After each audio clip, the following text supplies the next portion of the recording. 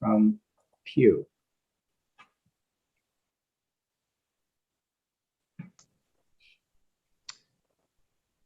Good morning. This is Shane. How are you today? Good morning, Shane. Welcome. Are you in a position where you can turn your video camera on?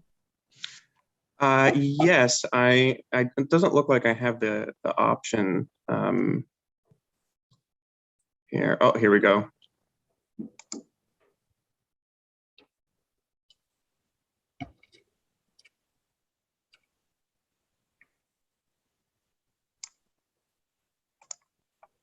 Sorry about that. It looks like I wasn't in as a panelist. That's all right. So welcome, Shane. Thank you for giving us some of your time today. We did send you some prompts as questions to help facilitate this conversation, but we'd welcome any comments you have for us this morning. Great, thank you. And if it's all right with the group, I can go ahead and share my screen. I have a slide deck prepared. That would be great. Great.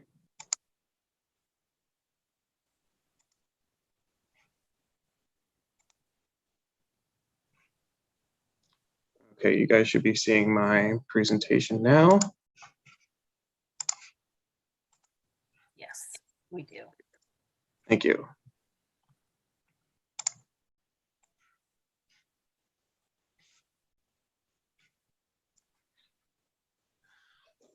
All right, well, good morning, everyone. Thanks for having me.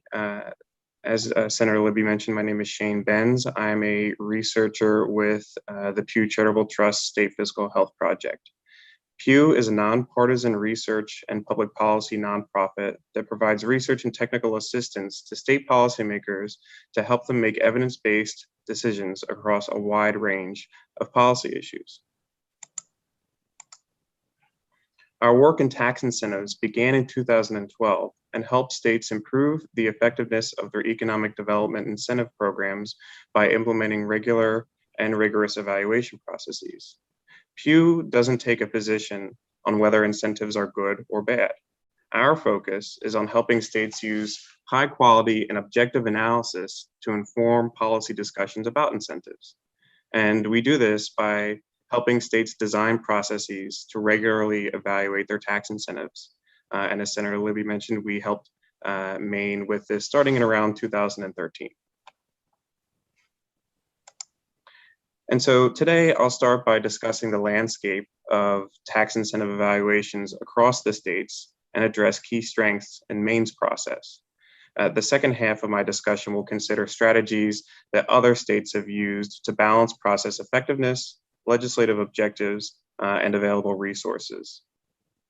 And of course, I'll be happy to stay on after and throughout the day to answer any questions. So when Pew began our work over 9 years ago on tax incentives, only a small number of states required incentive evaluations.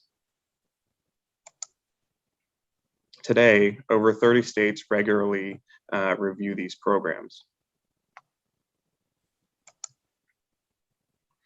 And states approach their evaluation processes in a wide variety of ways.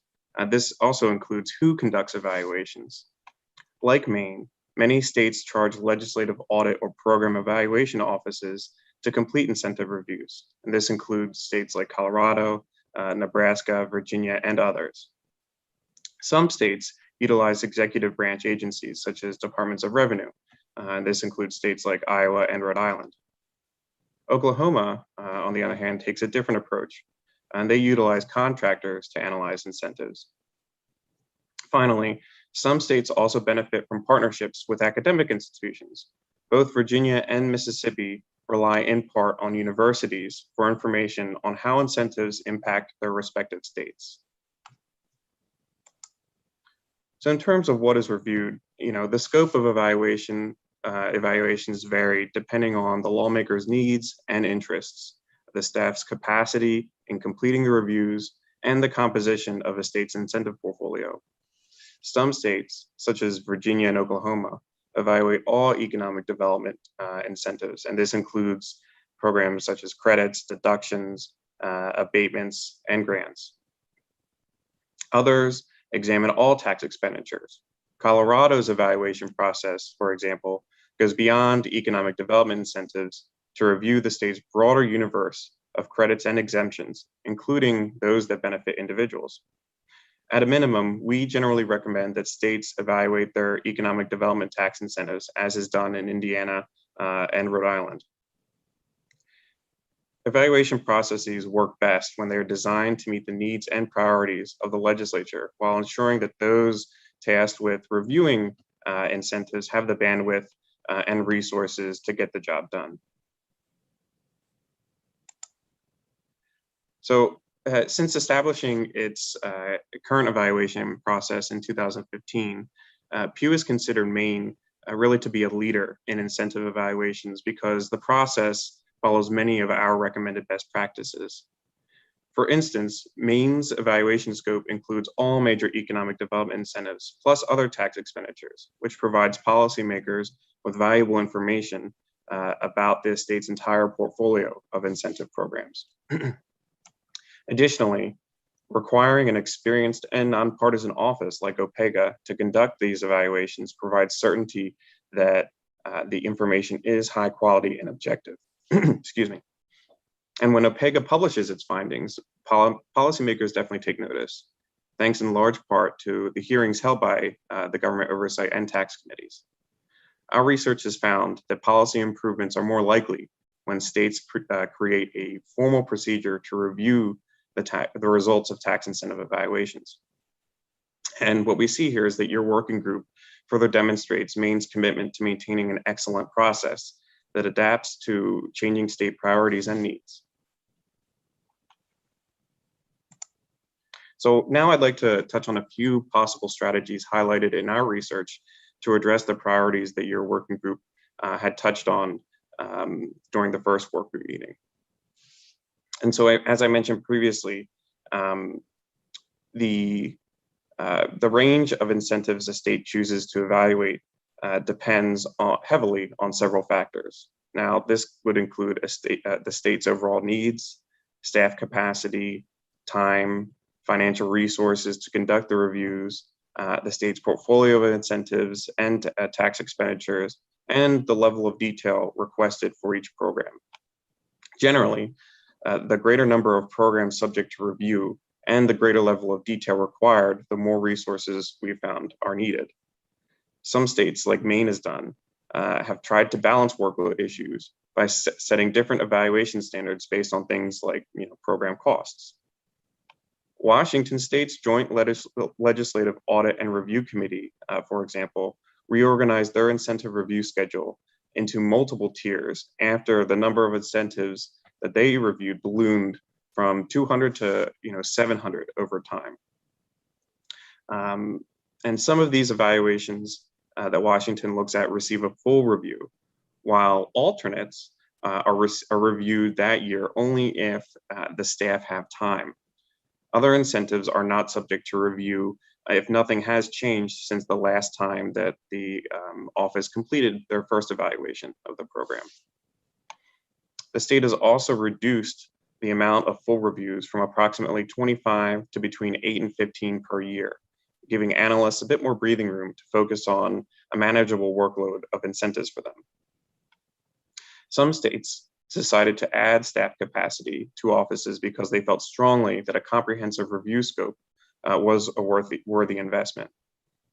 Since 2018, Colorado's Office of the State Auditor has been responsible for evaluating all of the state's tax expenditures and has reviewed approximately 162 of them to date.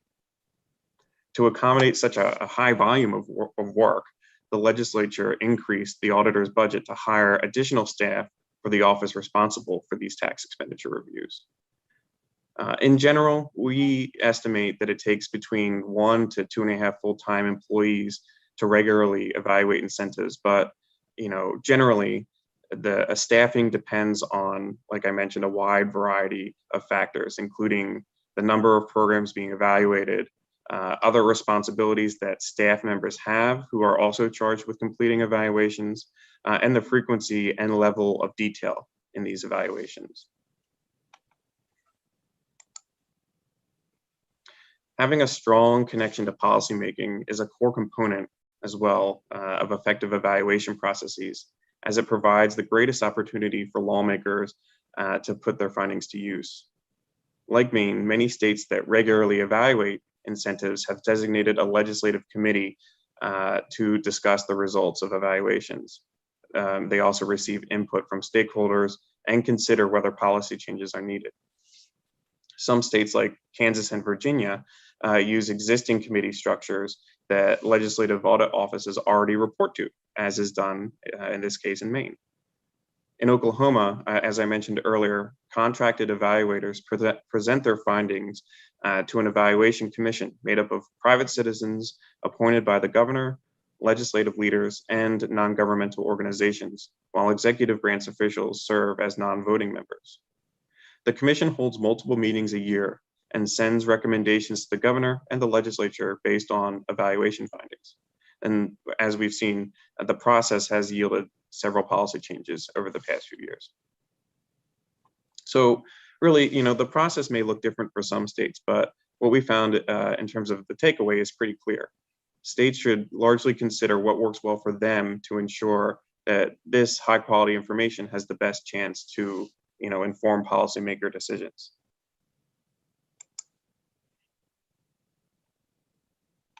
So to efficiently allocate the finite time that states have to evaluations, many set rotating review schedules. And we found that this has helped evaluators manage their workloads and provides predictable cycles so that lawmakers can reasonably plan time to consider their findings. States that focus on economic development incentives typically use shorter review cycles, so anywhere between 3 to 6 years, while those that include other types of tax expenditures have been more likely to use longer cycles, and we've seen these range from anywhere from 7 to 10 years. The goal really is to balance the need for reasonably current information while giving the authors of the reports enough time to go into more depth than if every incentive were evaluated each year. In Maryland, for example, lawmakers noted to us that their schedule did not give enough time to review their findings. So working with evaluation staff to adjust the delivery and hearing schedules so that it works well for everyone is one option that states can consider to ensure that time is dedicated to appropriately digesting all the information that's provided.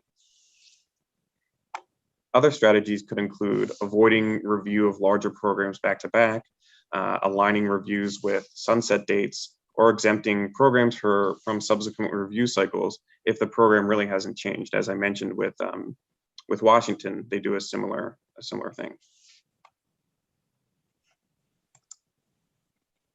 Finally, states and cities have found creative ways of improving data accessibility to make it easier for evaluators to use high quality data in their analyses while making appropriate confidentiality and non-disclosure protections.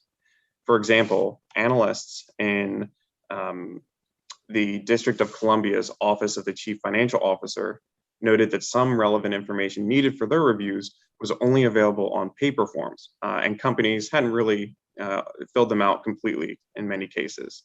So in part to address this problem, we found that in 2017, the city began requiring that forms be submitted online. The district's evaluators are also working with tax officials to add additional fields to capture more data to assist with future evaluations.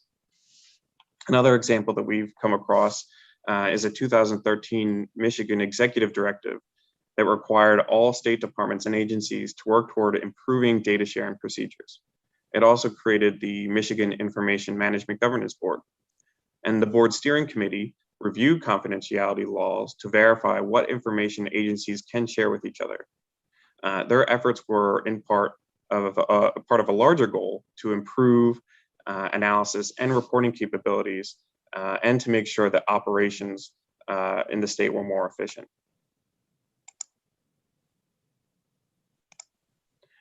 So lastly, I'd like to touch on the fact that lawmakers, must regularly address state priorities based on a wide variety of factors. A lot was really in play, and they need good information to do so, as you know. Maine's incentive evaluation process filled a gap in the information that policymakers had about major budget commitments and is paying off considerably through evidence-based policy decisions. So, we've seen that Maine has already shown itself to be a leader in tax incentive evaluation. So further reflecting on how this process serves the state and ensuring that it works well for all stakeholders, as it's doing, right here with this working group, Maine, we think, will continue to be a leader in tax incentive evaluations. So thank you so much for your time. I'm happy to follow up with any information or resources based on what we discussed today. Our policy team and the Tax Incentives Project pulls together a ton of information on what states do, and we're happy to pull together specific resources that might be of interest to this working group. So thanks very much. Thank you, Shane. Very much appreciate your presentation and your willingness to help us through this process. Are there questions from members for Shane? Questions or comments? Representative Terry. Thank you, Mr. Chair. Mr. Ben, thank you so much for this. This is super helpful. I wonder if in your course of, I guess, asking all of the states what their process was, if any of them use a singular agency to distribute the tax expenditures or see the applications at least, and if their communications with, if that's the case in any of the states, if their communications with their review process has been smooth or difficult, or sort of how does it, I guess, how does it go from beginning to end in that case if everything goes through one agency, or does it not? I'm sorry, Representative, do you mean one agency that administers the incentives? Correct, yes. Sure. So I know that, across the states, a handful of states, their departments of, economic development typically administer most incentives, but some tax expenditures or some grants might be administered through other agencies. I don't have specific information on that at this time, but I can certainly take a look and follow up.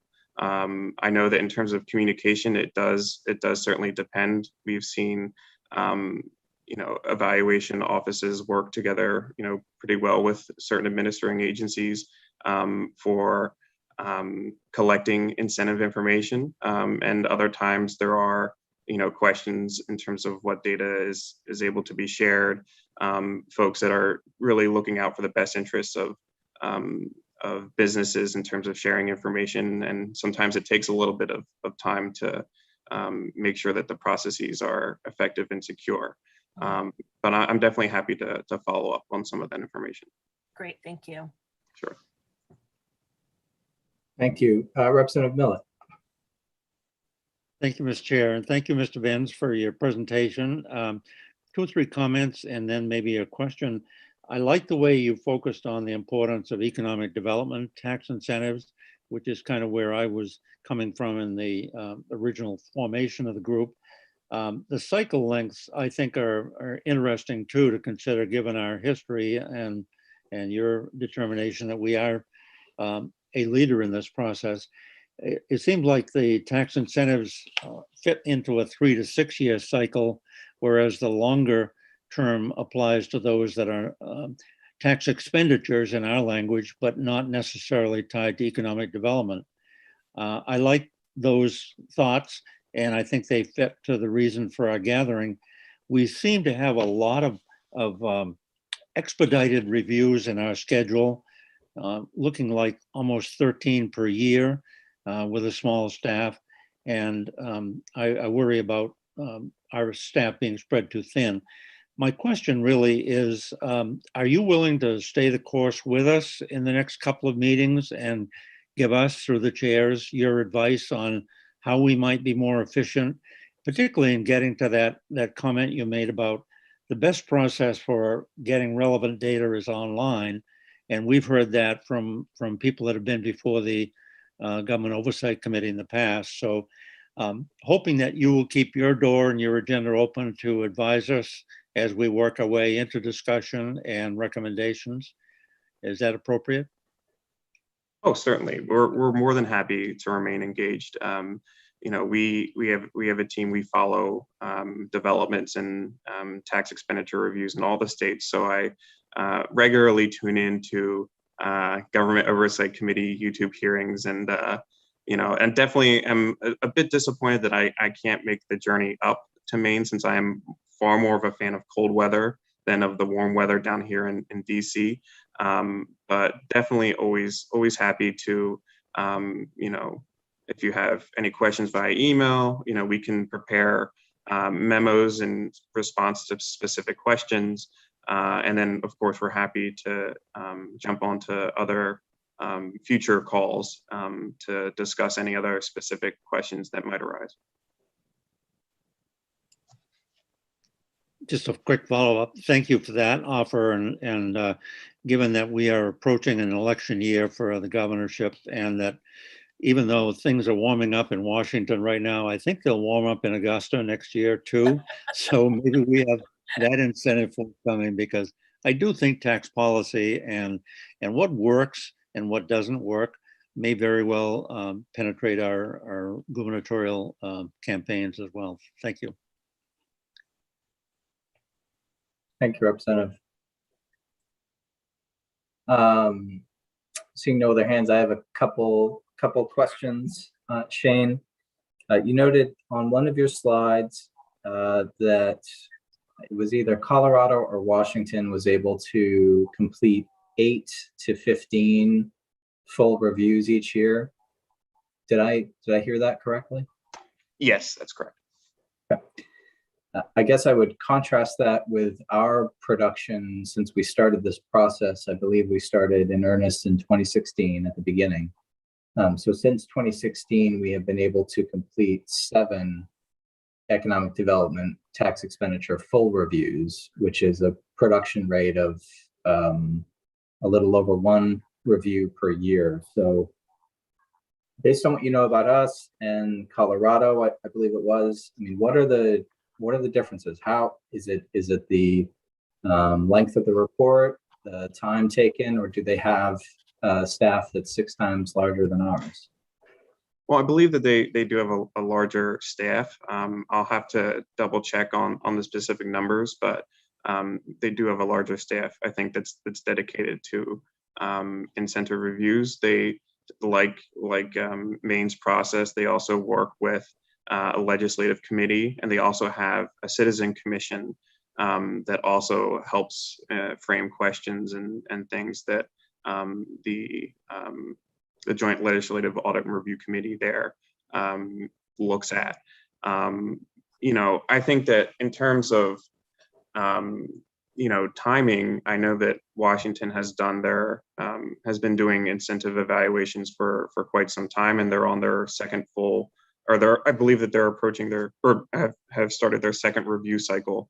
And so typically what we found is that, during the first go around, when states are evaluating, incentives, especially if they're larger programs or more complicated programs, it might take some time the first go around to look at, programs from scratch, trying to figure out where to get the proper data, whether or not they're going to be reaching out to stakeholders, businesses who receive the incentives, or trying to find out where they can access appropriate usage information and metrics that will allow them to complete their analysis. So that definitely adds time to evaluation processes from the beginning. And once states kind of enter that second cycle and they kind of know how that process is done, that definitely helps in terms of smoothing things out. So I definitely think that, especially with the level of detail that OPEGA has put into the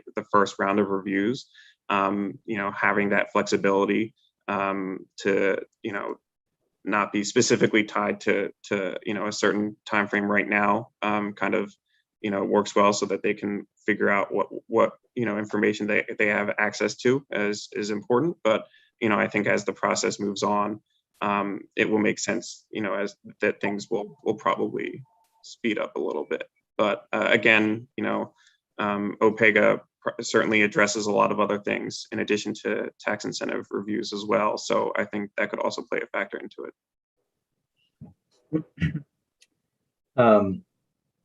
I guess my second question is maybe a list of requests for information gathering for us. Sure. And so number one, I'd be interested to see what a good example, a comparable example of a full economic development tax expenditure review looks like in Colorado, so that we might be able to line that up against one of ours and sort of be able to look at the differences. That's number one. Number two, you mentioned that some states or jurisdictions require reports to be filed online. Maybe you could share with us a link or a website so we could see what that looks like. Number three, you noted that some states had done quite a bit of work to review what data could be shared across state agencies. I don't know if us looking at that work might help us figure out how to improve that system, but if you feel like there's something there for us to look at, if you help us locate that, I think that would be valuable. So I think those are my three asks. And then my final question is, at our last meeting, we had a little discussion about creating a new form of review that has a quicker turnaround, something that I would call like a rapid review, or a way for the taxation committee, which is the legislative committee looking at tax policy, a way for them to ask OPEGA for some initial review of a brand new program or a substantially altered program, and have that report delivered within the legislative session with enough time to act. So are there any states that have deployed that kind of approach? You mean during an active legislation or legislative session period? Yeah, maybe I was rambling a bit, but has a state created a rapid review process for tax expenditure to give a policy committee in the midst of their policymaking session the opportunity to get some immediate feedback, 30, 45-day turnaround? That's a good question, Senator. I would have to go back and do some digging on that, but I off the top of my head, I mean, I know that some states have done kind of independent, or not independent, but one-time reviews of certain programs that have a bit of a abbreviated timeline, but I'm not entirely sure if there have been any that are part of a regular scheduled process. But that's something I can look into as well. Okay. Thank you, Shane. Sure. I just want to pause for a moment to recognize Representative Kryzak. Good morning, Representative Kryzak. If you would, please introduce yourself.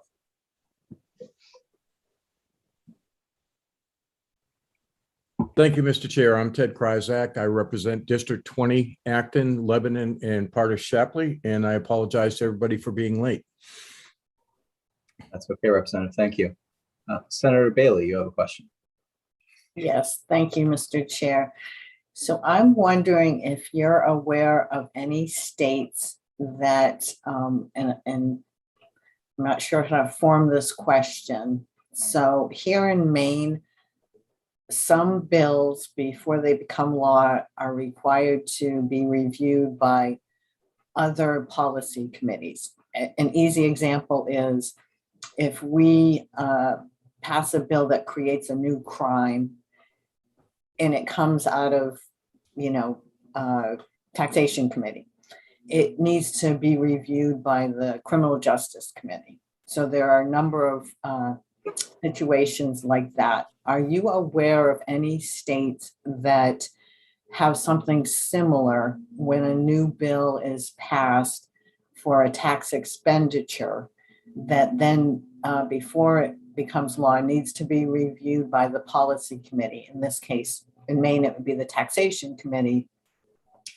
The reason behind it would be that part of the difficulty is we have these tax expenditure laws the majority come out of taxation, but they come out of other policy committees, and they don't necessarily set things up for OPEGA to get the information they need to do these reviews.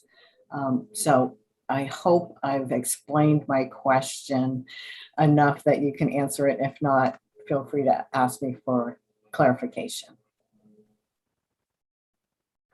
Oh, certainly. Thank you, Senator Bailey. That does make sense. One state that comes to mind that doesn't actually have a formal evaluation process right now is New Mexico. So when new tax expenditure or tax incentives are considered, the attached to most of the fiscal notes as the bills are being considered are a set of, they're called tax expenditure policy principles. And so analysts will look and answer several questions about the tax expenditure being proposed, including whether or not the expenditure proposal was vetted through other interim legislative committees, such as their state's legislative finance committee, whether it has a clearly targeted or stated purpose, or long-term goals and measurable annual targets to help analyze whether or not the program is making progress towards those goals later on.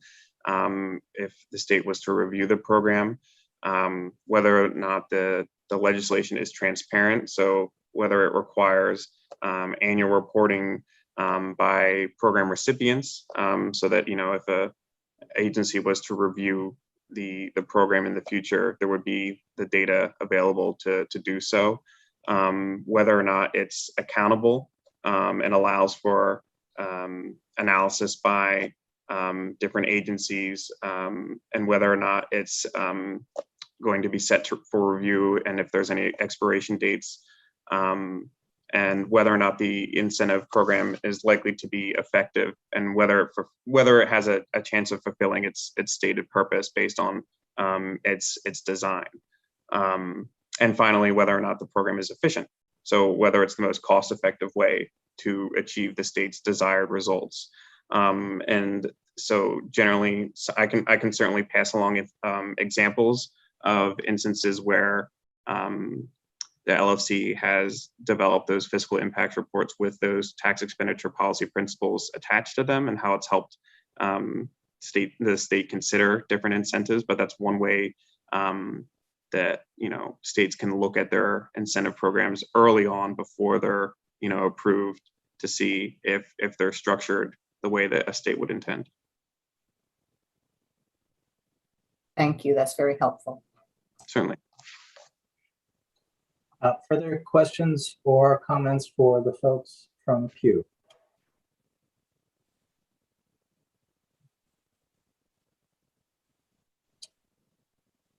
So Shane, thank you very much for your comments. We're going to ask all of our panelists, do you want to remain in the meeting, or do you want to be made a viewer? What's your preference?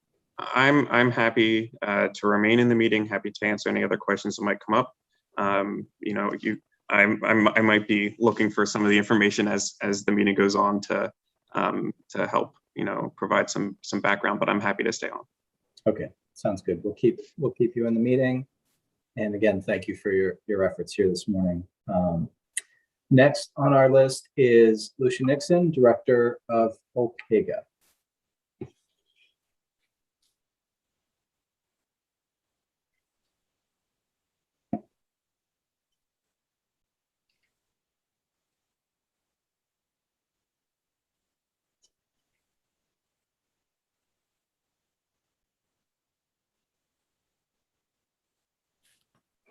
Morning, Lucia. Good morning, Senator Libby. Thank you.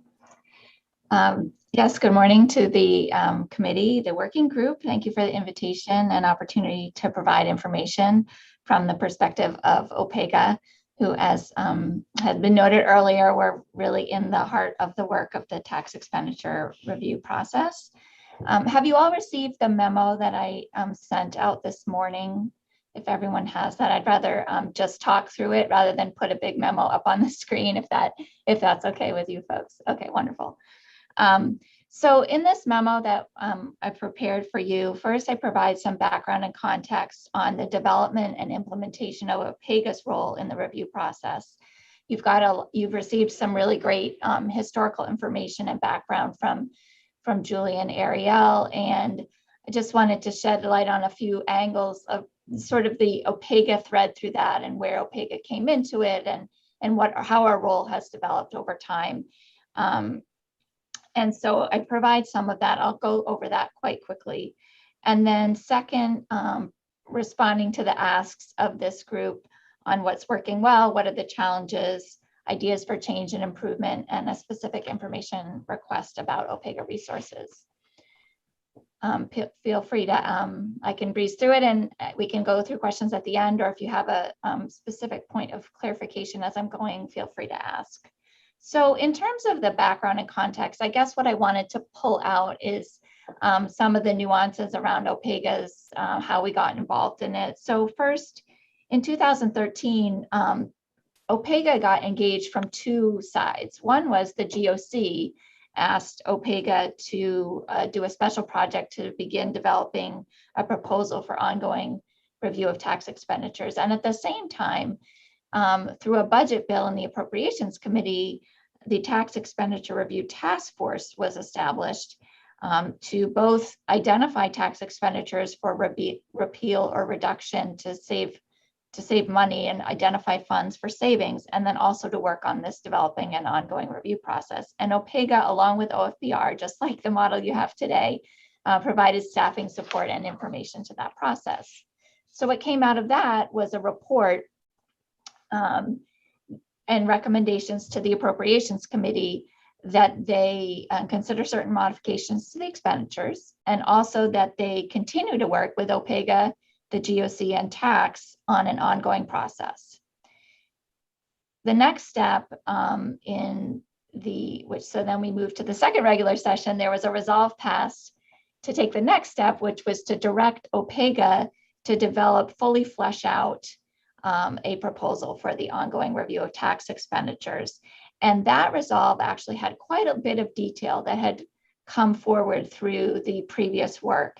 And it even went so far as to already say there will be these 3 tiers of evaluation: the full evaluation for expenditures to provide a specific incentive or benefit a specific group, the expedited review for expenditures that implement broad tax policies but that cannot be reasonably measured, and then no review. So that structure was already in place. Some of the structure around the types of evaluation questions that would be answered were in that resolve, and OPEGA worked over the ensuing months to classify all the tax expenditures and figure out how to develop and actually implement a process.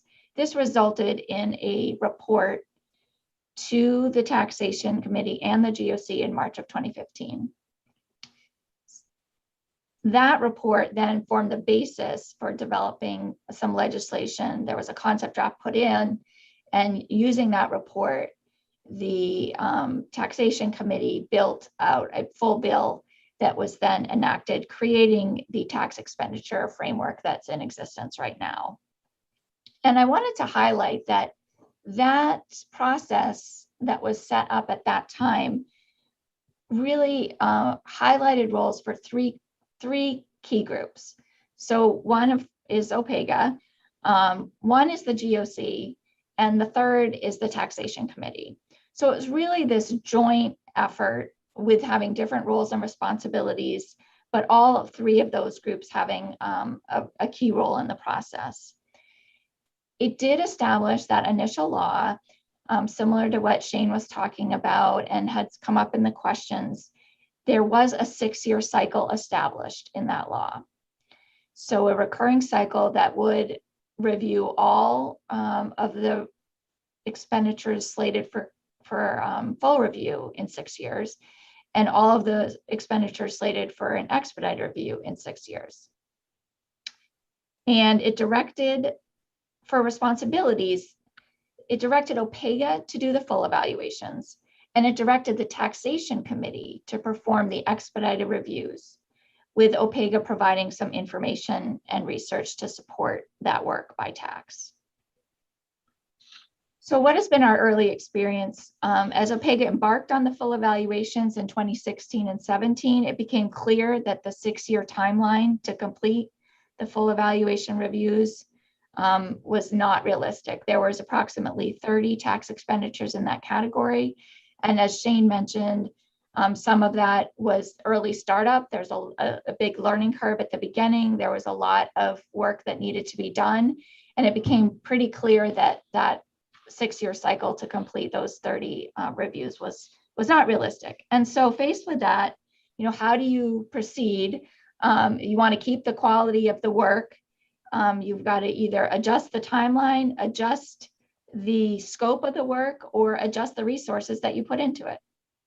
And so after consideration of that by the GOC, legislation was proposed and enacted by the GOC committee chair at that time. And the decision was made right then was to remove the 6-year cycle. And this change would allow OPEGA to continue its current approach and scope, so providing these in-depth comprehensive evaluations within the existing resources. The legislature had expanded the OPEGA staffing by 2 positions when the work was expanded to include tax expenditures. And instead of having a set schedule, the new law provided that the GOC and tax committees would set priorities for the order in which the full evaluations would occur. So now coming up on 6 years of doing this work, I would like just to give you an update on the status of the full evaluations and the expedited reviews. As came up earlier in the questions, OPEGA has completed full evaluations of 7 tax expenditures, and we have 2 full evaluations in progress, with 1 scheduled to be reported out next month. So that leaves 23 tax expenditures in the full evaluation category that have yet to be evaluated. We note that during this time also OPEGA has completed special projects and reports related to 2 tax expenditures in this category that are outside the regular full evaluation report, but were also completed in this time. And on the final page of the memo, it's page 7, there's a typo in the memo, I apologize, but on page 7, there's a full listing of the tax expenditures in the full evaluation category. So you can see them all together, listing first the ones that have been completed, the ones in progress, and then the ones that remain to be evaluated. During this time period, over these 6 years, OPEGA has provided support to the Taxation Committee for their review of those in the expedited category. So each year, OPEGA has compiled and reported required information for the expedited reviews and delivered those to taxation. So we note that 2021 is the final year of the 6-year cycle, and OPEGA is on track to submit the required materials to tax by December 15th so that tax can conduct the reviews. And I would just note that what happens in this process, which is different and just worth repeating, is that OPEGA prepares background information on descriptive information and data and legislative history on all of the expenditures slated for an expedited review. That's delivered to tax. The Taxation Committee performs the review and issues a report. So it's quite different than the full evaluations. And in terms of OPEGA resources, that it requires a chunk of time, but the nature of the work is quite different than what we do for the full evaluations. And in addition to the full evaluations and the support for the expedited reviews, each year OPEGA also spends time compiling and reporting information on newly enacted, amended, and repealed tax expenditures. So sort of part of our job is to keep track of the inventory, what's come in as new, what's changed, what's been repealed, and preparing that and making suggestions for the GOC and tax about how these changes or new tax expenditures fit into the categories for full evaluation expedited reviews. So that's a chunk of work also that's been done on an annual basis. So that brings me to answering the questions that you posed. What is working well?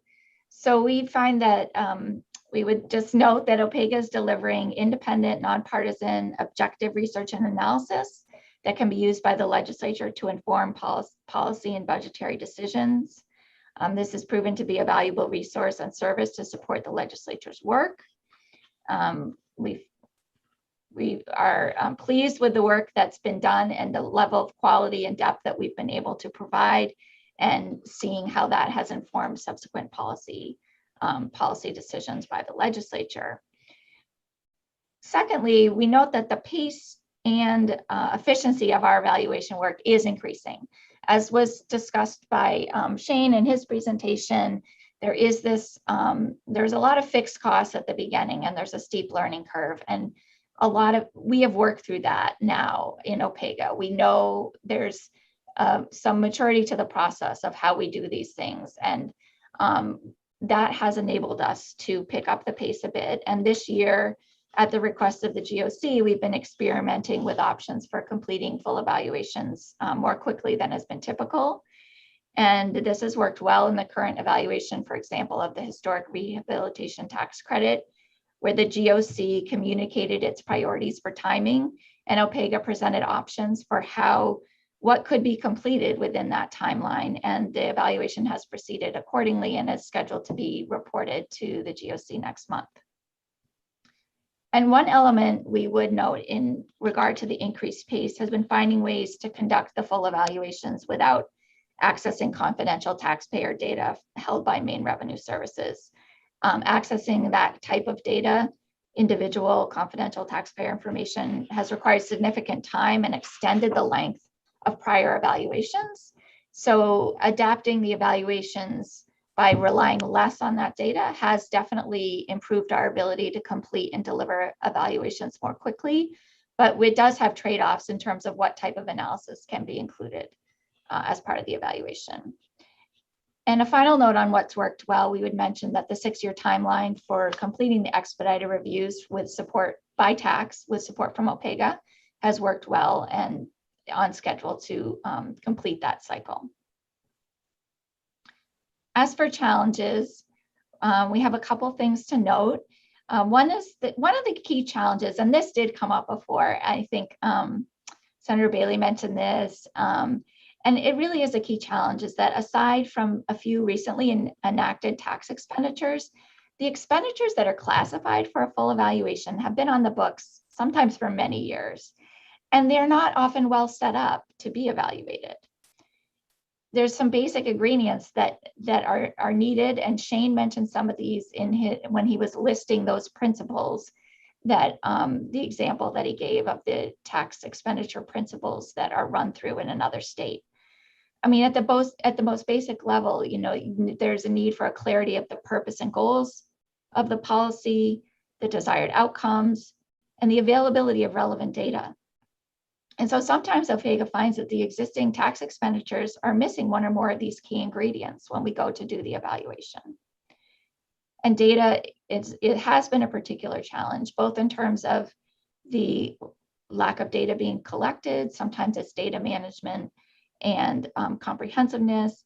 And then, as I just mentioned previously, some issues related to accessing confidential taxpayer information and just the length of time that has been required and to do that and to negotiate the agreements. And then once you get through the agreements, working through those processes. Another issue that's come up already in your discussion today is the interest of policy committees in having evaluation results for work sessions on tax expenditure legislation that they're deliberating. Unless the tax expenditure is in the full evaluation category and has a completed evaluation, OPEGA does not have evaluation results at the ready. And I think it's important to note that when you talk about, I think Senator Libby was talking about, potentially a new type of product or something that could be delivered, is to distinguish that from, traditional evaluation. Evaluation by definition takes time. It's a very purposefully systematic and methodical and involves sequential steps. And program evaluation, it has a specific meaning. So if we haven't done the evaluation, we won't have the evaluation results. If there's something else sort of that the committees would benefit the committees, it would be great to talk about what the options are there. We do find that as OPEGA completes more tax expenditures, those reports will more and more be on the shelf and available for the policy committees. Another challenge we've noted is that sometimes it just logistically and realistically, it's difficult for the GOC, the tax committee, and OPEGA to have the resources at the ready to fulfill their respective roles. For example, during session, tax is just understandably has extremely high workload of bills to hear, work, vote, and report out. And yet they have this other set of responsibilities for tax expenditure reviews. And it doesn't always fit in for them to receive and process and work the full evaluation reports, or to do the expedited review reports. And I know that that has been a particular challenge since the pandemic, but it's just something to keep in mind. It's just the reality. Or the GOC sometimes generally has more bandwidth because they're not dealing with bills. But sometimes it's hard for the GOC to jump in and out of thinking about tax expenditures, which is it's a very complicated area. And also when the GOC has urgent time-sensitive priorities, that can challenge both the GOC and OPEGA of having the resources available for tax expenditure reviews. For example, right now, and this isn't the first time it's happened, the GOC has OPEGA's prioritized all hands on deck focus on child protective services. We're a small office with limited staff. And so, there just necessarily will be delays and pause on some of the tax work in order to meet that clearly stated priority and timeline for child protective services. So turning to what are some ideas for change and improvement? The OPEGA really encourages the working group to take some time and get clear on what the legislature really needs and the purpose, intent, and priorities for tax expenditure reviews at this juncture. Is it, going back, when it started, part of it was to save money in the budget process and also provide this comprehensive review of all tax expenditures. Is that, what are the goals? What do you need going forward? And what are the priorities in this balancing act that I mentioned between the output or production of the reports, the resources that are dedicated and available to doing that work, and the scope and depth of the work? And always, and doing all that, balancing those while maintaining the level of quality. So we think that taking a little time to really pause and think about those questions will really help inform the next steps that you take. As for specific things that we would suggest considering, one is to think about the options for proceeding with the remaining expenditures that are classified for full evaluation. There are still 23 in that category. Would it be helpful to take stock of what's in that group? Would it be helpful to get information at the level of the expedited reviews on these 23, which have not had any type of review yet? There's a lot of different things. Would it be helpful to go look and assess which of these are ready for evaluation? I think that, it's a time that we've had the learning. It's a good time to think about this next, how can you most effectively get through those 23 and whatever is added or dropped from that list? And also, now that we've done evaluation for a number of years, look at the statutory language that was set up to guide the process before we had ever done it. How is it working? Is the level of specificity what we need today?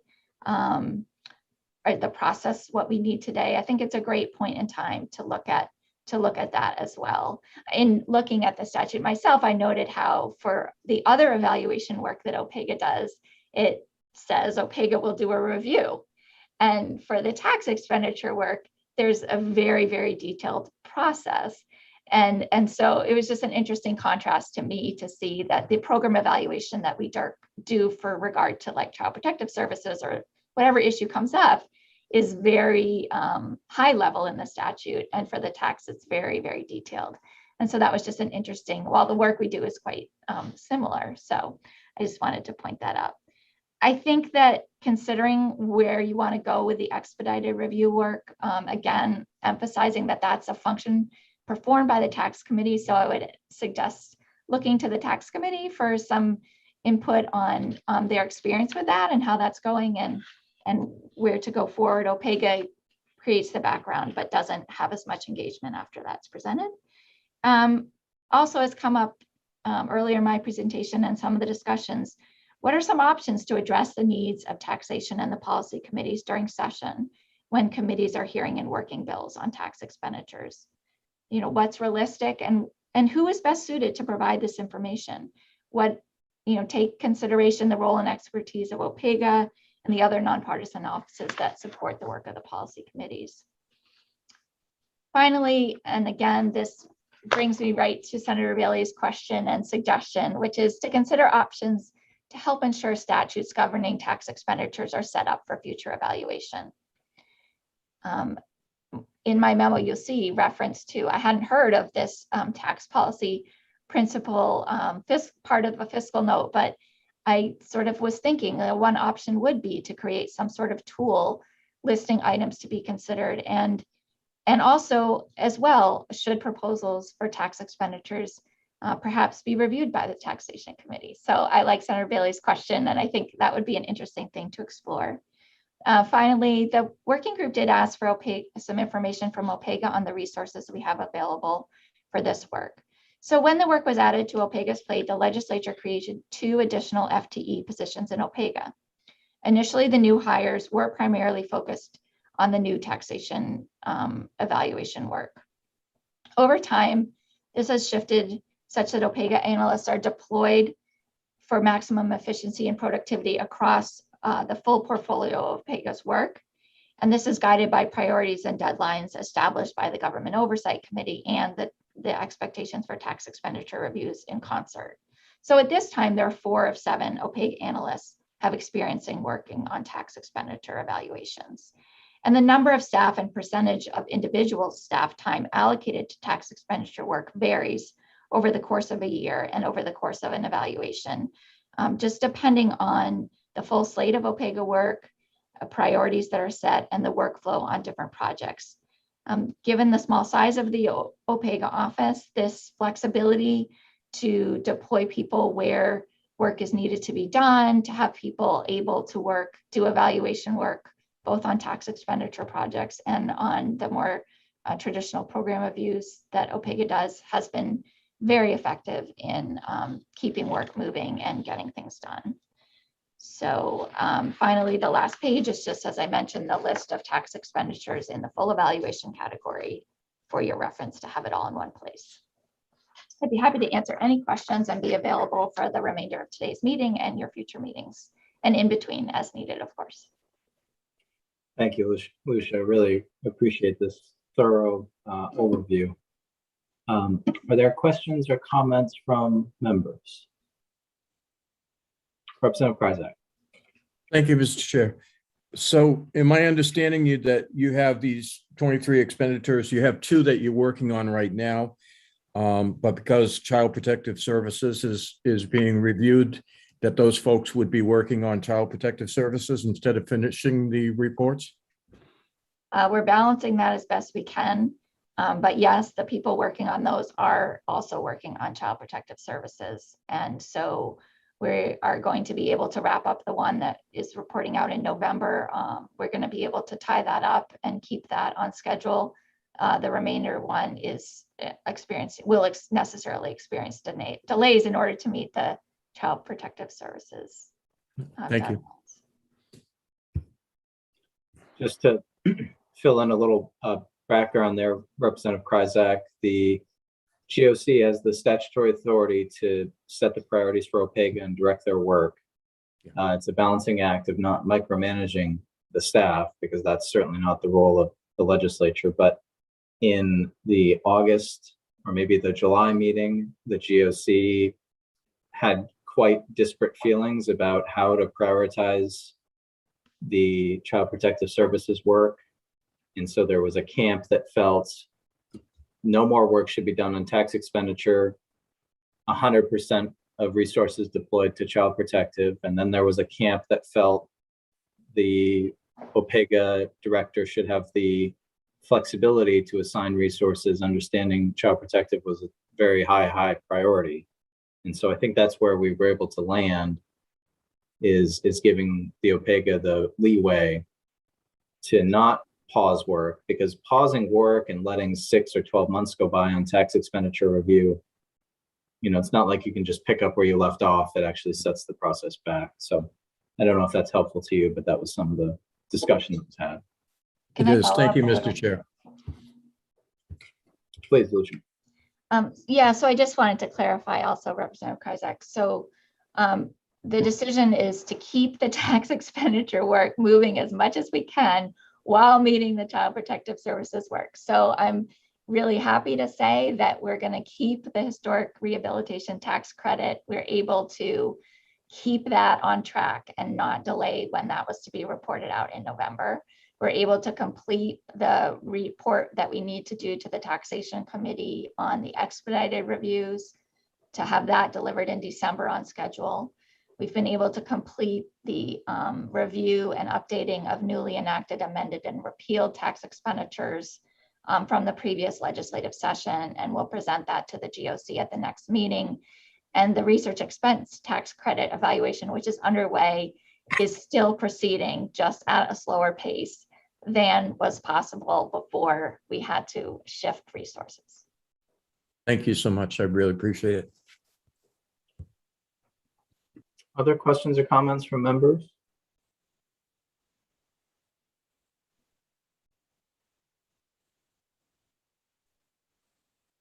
I have a couple for you, Lucia. I'm just looking at your memo. One thing that sort of struck me was the amount of staff time that's required to negotiate with Maine Revenue Services on the release of data.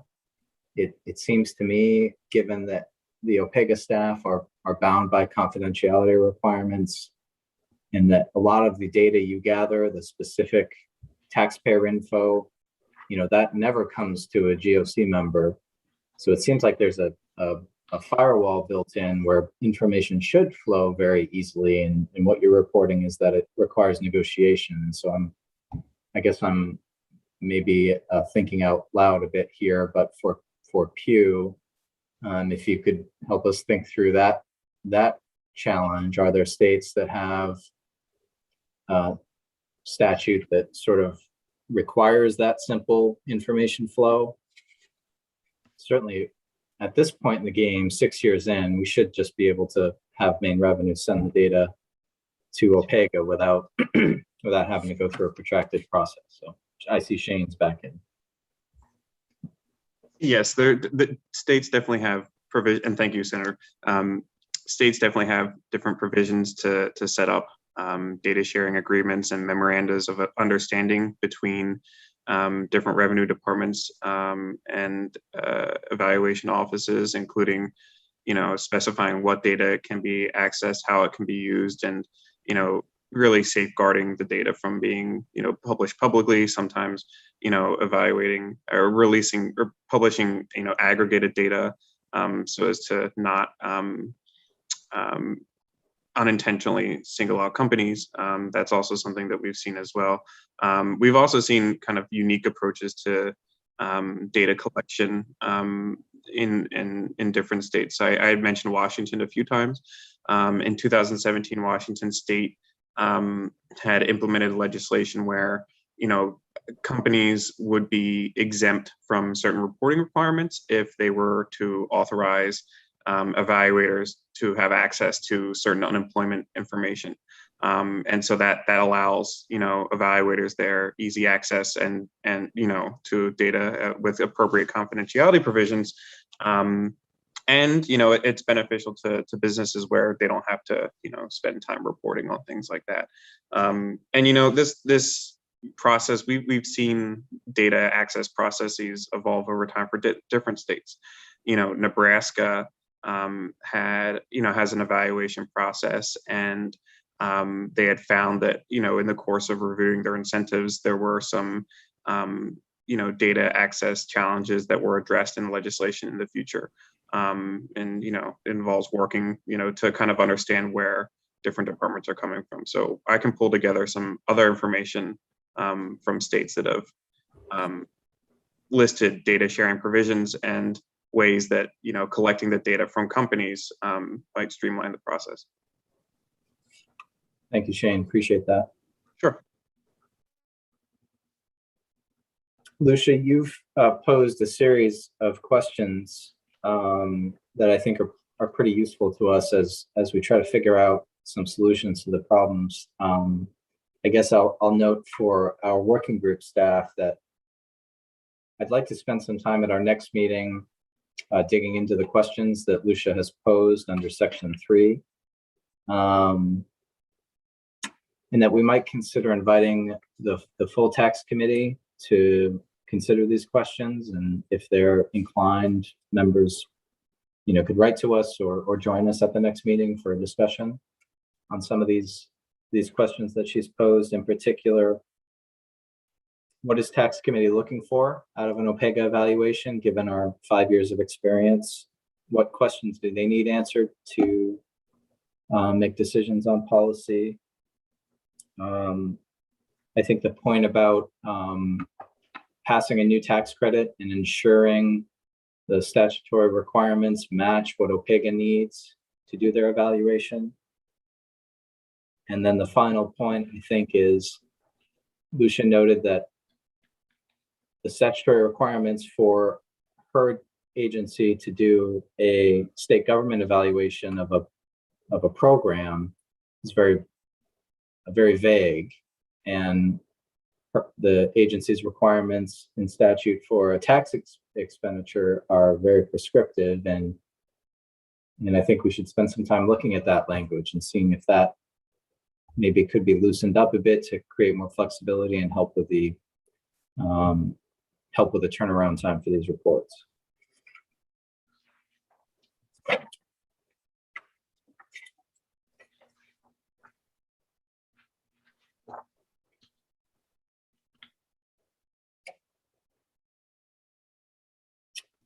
Are there further comments or questions for Lucia from members?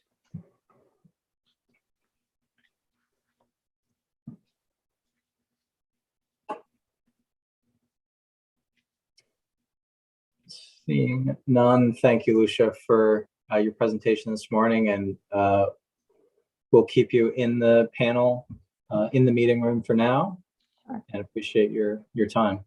Thank you very much.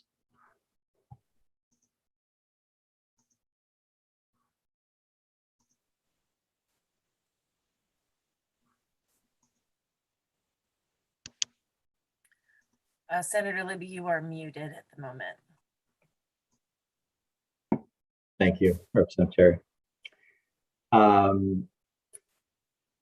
Did everyone hear me say thank you to Lucia? Yes. Okay, that's odd. I didn't click any buttons. I was just reading from a paper. Thought you were finished. So next up, we'd like to hear from Maine Department of Economic and Community Development. And on my list, we've got Phoenix McLaughlin, who's the Tax Incentive Policy Manager, and Charlotte Mace, who's the Director of the Office of Business Development.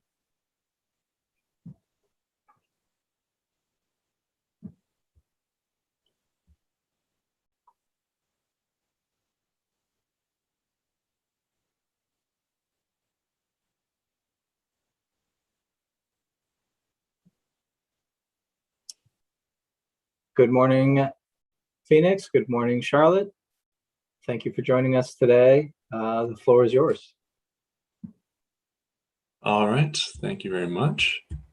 Senator Libby, Representative Terry, and members of the working group. My name is Phoenix McLaughlin, and I'm the Tax Incentive Policy Manager for the Department of Economic and Community Development. I am also joined on this call by Charlotte Mace, who's the Director of the Office of Business Development. I'm here today to respond to the working group's request for feedback on 3 questions regarding the tax expenditure review process. And the first is, what about the process is working well? On this question, it goes without saying that OPEGA produces incredibly thorough reports. Few government offices do as good a job at taking such a detailed look at a program while making it understandable to the public. Many of these programs are complex, and sometimes a full picture of how they're operationalized is only clear to the handful of staff who administer them. And diving into the statutory requirements, as well as the day-to-day practical implementation of a program is not easy work, but OPEGA does it well. OPEGA's thorough research has led to tangible improvements in the function of tax expenditure programs in the past. For example, their 2017 report on the Pine Tree Development Zone program, which I now manage, led to the legislature updating statute to require that a business first demonstrate they have hired the required employees before they are able to access certain benefits of the program. Their eye for potential program pitfalls like that can be valuable for protecting public funds. The rigor of OPEGA's reviews ensures a level of transparency that is a benefit in and of itself. The legislature and the broader public are regularly provided with an in-depth look at some of the ways taxpayer funds are spent or revenue is forgotten in this case. Whether a program is found to be without major issue or in need of reform, people can know that there is an additional layer of protection for this type of use of state money. In the course of doing such expansive research for the legislature, OPEGA staff has always been good to work with, courteous and professional despite the workload and tight timelines that this group has discussed. This was the first point that came up when I was talking with other DECD staff about what we wanted to share with this working group. OPEGA staff are clearly dedicated and doing a great service for the state. The next question is what challenges the expenditure review structure creates. A major substantive issue from our perspective is the prescription that each tax expenditure receives its own separate review. This means that many programs that often work in tandem have to be split up and looked at separately, with reviews coming years apart. The expectation for business support programs is often that OPEGA should establish what investment and economic activity can be attributed directly to the specific program. This is a very difficult task in the best of circumstances, but it is near impossible when looking at one program in isolation. As stated in previous testimonies, when adding employees or investing in new areas, businesses often partake in multiple state programs, including tax benefits, but also grants and in-kind assistance. And there's no rigorous way to separate out the effect of only one of the programs they use in those circumstances. The other problem this approach creates is that it induces a more narrowly focused policy process as well. As tax expenditures are reviewed one by one, the underlying policies are likewise updated one by one. A more holistic approach to reforming policy is a little bit less emphasized then. There's less opportunity to look at the broader picture of a policy category like small business assistance, for example, which may lead to more impactful changes. There's still that opportunity in other forums, the policy committees, of course, but the policy analysis and accountability perspective of OPEGA is not applied in the same way. Instead, programs that receive narrower, though still valuable, updates to issues like data collection and benefit timelines and more specific things like that. That brings us to the final question, ideas for change and improvement. One option for economic development tax expenditures would be to shift some of the work to the third-party review that DECD is already required to obtain. As discussed at the last meeting, the statute requires that DECD hire a third party now to review our economic development programs. The department's first attempt to issue that RFP only returned proposals that exceeded the budget allowed in statute for this review. However, we're hopeful that we can adjust the scope of work to bring proposals in within the budget cap. That review would produce a progress report in 2023 and a full report in 2025, both looking at the full breadth of state economic development investments. That's the phrase used in the statute. We're working on updating the RFP and hope to have it reissued soon. The third-party review could allow for a more effective division of labor already required and funded by statute. This review could dive into the weeds of the state's economic development programs, including those that are tax expenditures. The oversight and taxation committees, along with OPEGA, could reorient the tax expenditure review schedules and scopes of work with the independent review in mind. ideally, potentially freeing up some of the time burden on legislative committee members and staff. Economic development tax expenditures will then have a dedicated review process through the third-party review without requiring OPEGA to sort through the data of each program on a constant cycle. That's one option. DECD is happy to continue discussions with the working group and OPEGA to identify an effective and sustainable way to review the state's tax expenditures. I'm happy to answer any questions you have at this time. Thank you very much. Thank you. Thank you for your comments. I see Representative Kryzak has his hand up. Thank you, Mr. Chair. When you're talking about third-party review, and we just heard recently that OPEGA is already having trouble getting information because of confidentiality, how would you give a contractor that information? Yeah, we would, of course, have to work that out with the contract through the RFP process. I think the confidentiality is, of course, especially an issue with confidential taxpayer information, which is usually held by Maine Revenue Services. So you need to work that out with them as well. If there is data that the contractor would require that is that type of taxpayer information, then yeah, we would need to sort out a very specific agreement to make that work. Thank you. Yeah, thank you for the question. Thank you, Representative Kryzak. I guess I like his question. I would pose it a little differently. Has DECD thought through that potential roadblock in developing this RFP? Have you had conversations with MRS about your intentions and what you're going to be seeking for data as it relates to this contractor in this project? Thanks for the question, Senator. We haven't yet had that conversation for this new reissuing of the RFP. I would have to defer to one of my colleagues who's currently out of the office in terms of how that was handled when they first were going to issue that RFP, which received responses March 5th, 2020, which was why this got pushed back. But yeah, so I can't say that we have already had those conversations with Maine Revenue Services, but of course we would work that out. Great. Representative Kryzak, did you have a follow-up, or is that hand up from the last? No, sorry, it's a hand up from before. It's okay. Further questions or comments for DECD? Representative Terry. Thank you, Mr. Chair. Yeah, okay, I'm not on mute. So my question is, sorry, I lost my train of thought here for 1 second. My question is about when these expenditure applications come through, do they primarily come through DECD or FAME, or are they, a checkbox on a tax form, generally speaking? Do you find yourselves, you were saying earlier that there's multiple programs that businesses are a part of. If everything were to go through DECD, would that make it easier on answering questions that OPEGA has later on in the process?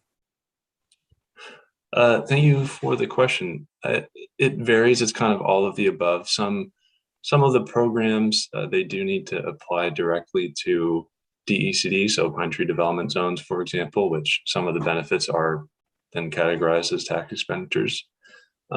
Some they apply for, well, apply for is maybe the wrong word, but it goes through when they file their taxes. Some, like the seed capital tax credit, that's done through FAME.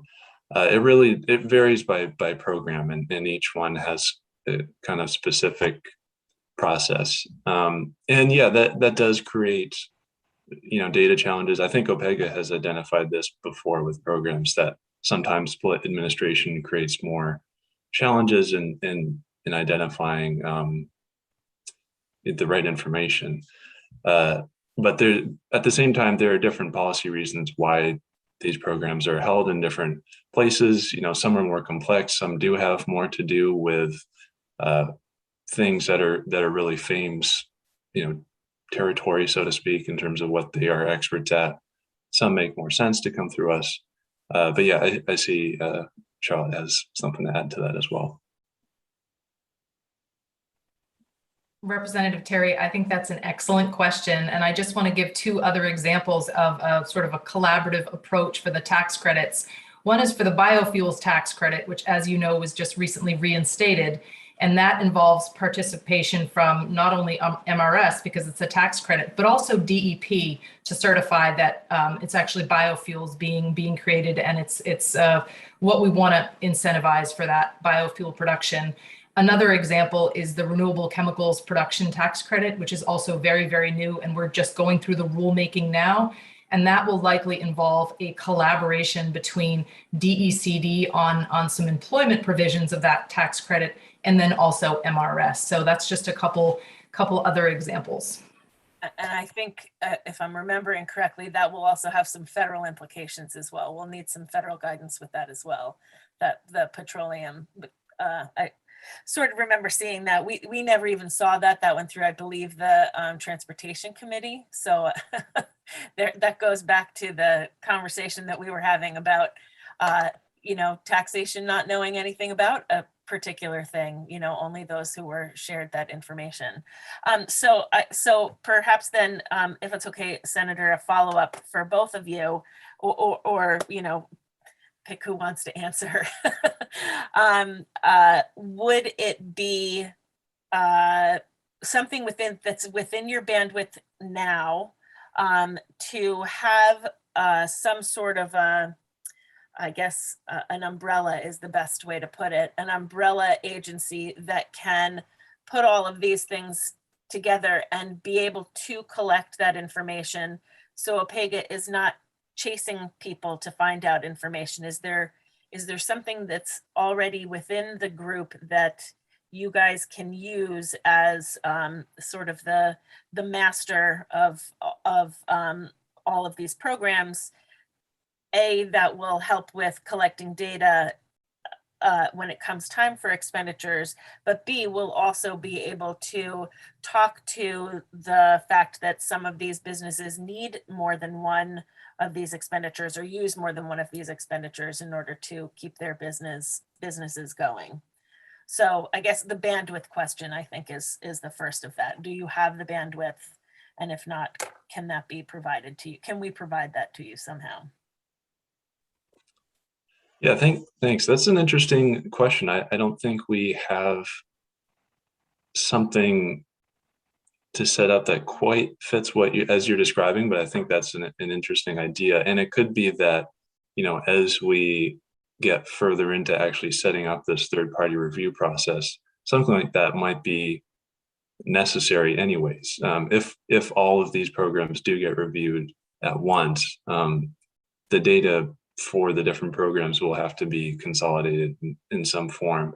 And similar reviews have been done in previous years. I'm not sure exactly how they brought all of that data together in that way.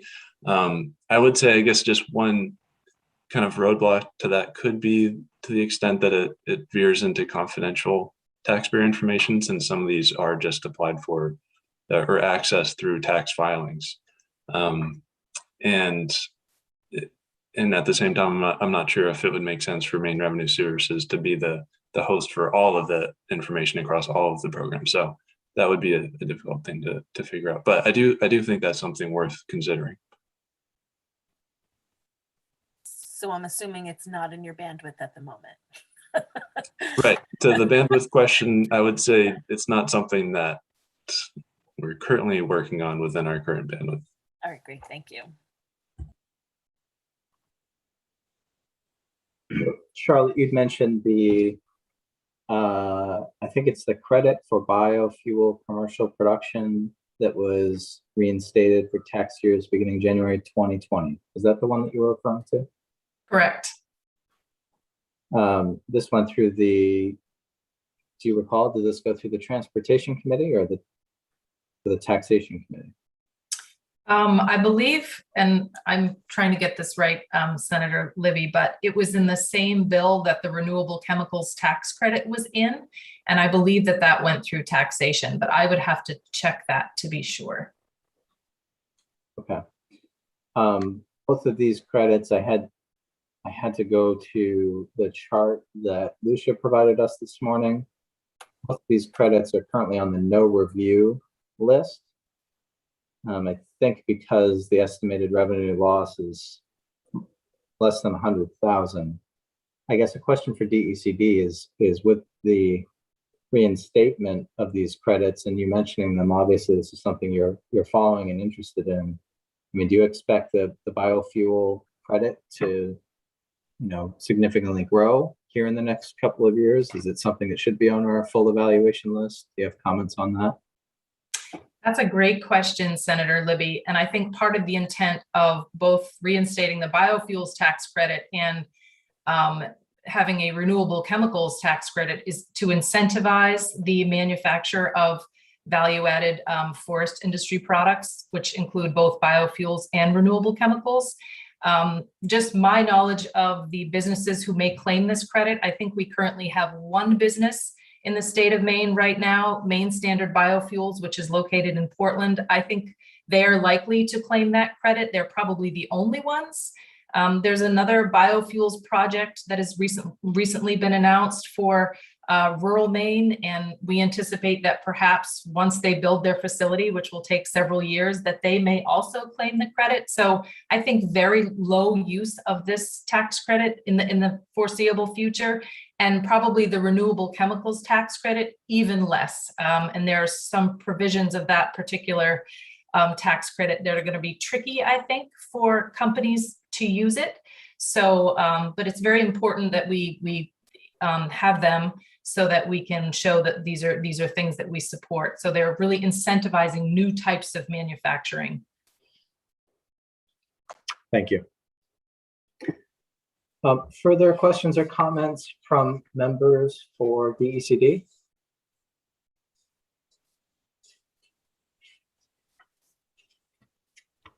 Seeing none, thank you both for your time this morning. You're welcome to stay in the room, or if you've got other matters to attend to, obviously, no one will take offense to that. So your call. We do appreciate your comments and your time this morning. Next up on our list, we'd like to hear from the Finance Authority of Maine, and I've got Bill Norbert, Government Affairs and Communications Manager, and Chris Roney, General Counsel, on my list.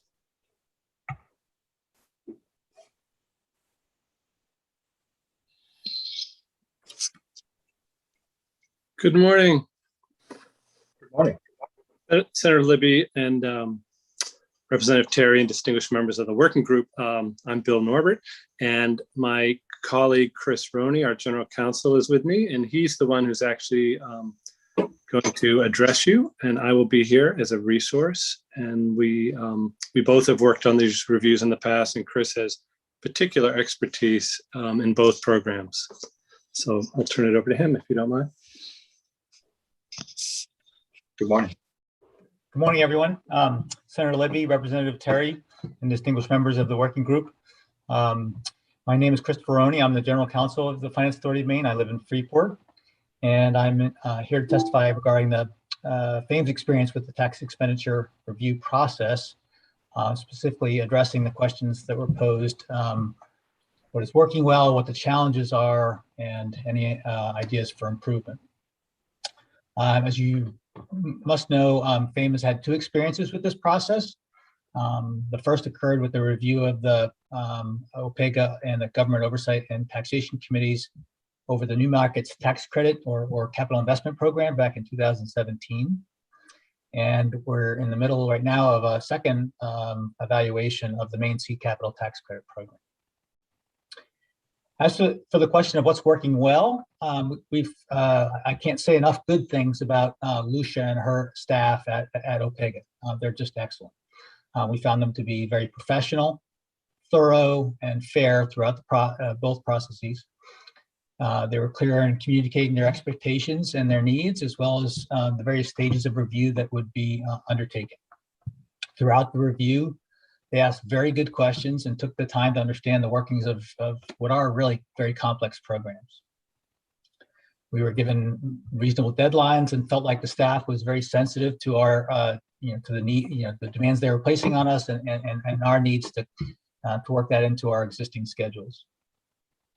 The process allowed us to review draft reports and gave us an opportunity to provide feedback, including, and we feel like our considerations, our suggestions were carefully considered. We definitely appreciate that joint process. Similarly, we had very productive experiences with the GOC and the taxation committees during the review of the New Markets program. The members of both committees asked very good questions and were open to feedback from both FAME and other stakeholders. The policy changes that resulted from that particular work were, in our view, very reasonable and appropriate, and helped to ensure the program continued to be to go forward in an improved and effective manner. Although we're still in the middle of the seed capital tax credit review, we have every confidence that that review and our experiences with the GOC and the taxation committees will be similarly successful. As far as challenges, we would note, like any audit, that it requires a significant commitment of resources to be attentive, thorough, and clear in our agency responses. We recognize, however, that these reviews are valuable and result in important findings and recommendations to improve the programs under review. Another challenge can be identifying the resources to implement any recommendations that come from the review, based on whatever our agency limited budgets are and the existing program design. For example, as a result of the recent report that came out reviewing the seed capital tax credit program, we are currently developing plans to improve the reporting and data collection aspects of that program and address OPEG recommendations, all within our existing resources and without seeking additional resources. So that does create somewhat of a burden. An additional challenge relates to being placed sometimes in an awkward position between the GOC and the policy committees of jurisdiction, mainly tax, related to recommended changes to a program. As the implementing agency, we clearly have views on program policy matters, but we wish to be very respectful of the legislature's role in being the chief policymaker. We have a much more close working relationship with the policy committees on actual program design issues, and so that may be a more appropriate place for us to work in terms of program improvements.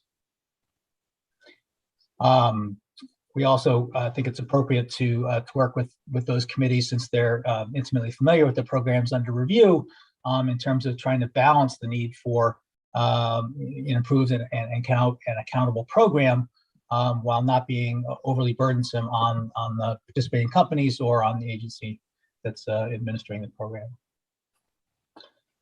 Finally, in our limited experience with the review process, we would note that there is perhaps an unrealistic expectation that the effect of one tax incentive program can be precisely measured. I think Phoenix from DECD spoke very eloquently about this.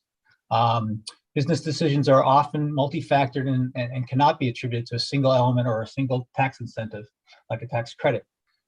Now, this may be more of a substantive than process-oriented comment, but it ultimately creates frustration in the process of attempting to prove something that is likely impossible to prove, that a tax incentive is unquestionably the deciding factor in a business decision or an investment decision, or to try to attempt to show that it is the direct cause of certain economic outcomes. Often, many other factors are involved, including other tax incentives or other business support programs. Regarding our suggestions for changes or improvements in the process, we would reiterate that the process itself is very well executed, albeit somewhat administratively burdensome on somewhat lean agencies like FAME. Thus, absent providing additional funding to offset some of those burdens, we are unable to really identify any process-related improvements. We would suggest that the challenges we mentioned above are carefully considered in the overall approach to program reviews. We wholeheartedly support accountability in all economic development programs, including those involving tax incentive programs. Nevertheless, as Phoenix stated, several programs often work together in concert to help achieve desired outcomes. And seeking to establish a but-for requirement for a single program under review that a result would not have occurred but for that particular program or the incentive offered may not be the best method to analyze how well incentives are working. In addition, you may wish to consider more involvement by the policy committees when suggesting program design or reporting requirement changes after this group identifies potential weaknesses through their review process. Those committees are usually very familiar with the program design and can offer critical insight as to how to balance the accountability with the effectiveness of the programs. We thank you for your consideration of our comments and your invitation to testify, and I'll be happy to answer any questions you have. Thank you, Chris. Looks like we've got a question or comment from Representative Terry. Thank you, Senator. And it's a question. Thank you, Mr. Roney, for chatting with us today. This is helpful. Your testimony is very helpful. I wonder if you can speak a little bit to the burdensome reporting requirements for businesses and investors. I think if they don't know what they're to be asked after the fact, I agree that could be burdensome for sure. But maybe speak a little bit to the application and you know, some reporting requirements that are asked of them for the sometimes a little bit, but sometimes an enormous amount of resources that the state, that the taxpayers are allotting these companies. So I wonder if you can tell me what is burdensome to them.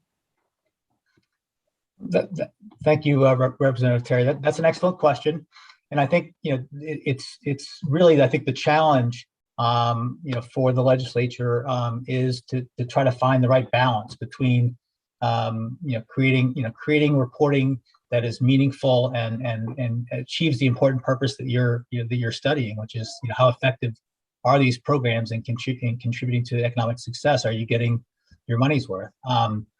And then balancing that with, okay, how much data are we requiring businesses to submit? Are we gathering more data with the idea that somehow that would be more definitive than maybe a more limited inquiry? So as to what is too burdensome, I don't really have a good sense of how to answer that, because I think it depends. But I would say, for example, we are working on the seed capital tax credit reporting form as we speak. We just sent out earlier this year a new revised form. It had been a more or less a half to 3/4 page form before. The taxation committee added some additional reporting requirements as part of increasing the credit authority a couple of years ago, and so we incorporated those new changes, and taking advantage of some of the thoughts that OPEGA had processed in their report. We added some additional fields that we thought would be useful to try to get at some of the benefits that you guys are studying. So the report, I don't remember how many pages it is now, but it's many pages of questions with very specific, trying to drill down into things like how much spending they do in a given year, and not just kind of how many employees they have or things like that are easier to review. I fully believe that that businesses, in order to take advantage of incentives, have a responsibility to report. And I guess just to circle back, I think it's just trying to find the right balance between how much data we need and how effective is that data improving what we're looking for, versus how much burden it's placing on the participants in the program. So follow up, if I may. So are these businesses, are they aware when they file their applications of what kind of information they're going to be required to report back to us at the end of the year, say? And if not, would that be helpful for them? Yes, thank you, Representative Terry. The answer is yes and no. So for businesses that were already qualified, for example, before the most recent tax committee changes and the most recent law changes, which ask many additional fields of data. There is specific information in the rule and in the application about what reporting is required. But as I guess I would say that those have changed, and it looks like they'll continue to change even though businesses are already in the program. And so they know that there is reporting required. They may not know the extent to which the reporting is required. So they don't have to reapply every year. Some of them are in the program until they want out, or we tell them they have to be out. So we do have they do not have to apply each year, and often because, like, for example, in the seed capital tax credit program, fundraising, equity raises typically happen over a period of time, and those periods of time don't really correspond with calendar years, and so it's often, and they're sometimes lengthy. So we do require updated applications after 2 years, just to make sure that they're still eligible. But those are more like sort of supplemental, or sort of just so we get additional information about whether their business plans have changed, or whether they have exceeded the sales limits that limit the program application to companies that have less than 5 million in sales per year. Okay. So it's not a full review. Gotcha. Thank you. Further questions or comments for FAME from working group members? Feel free to ask Bill some questions. Oh, well, I will actually. Good, Senator. Oh, I'm gonna pay for this now.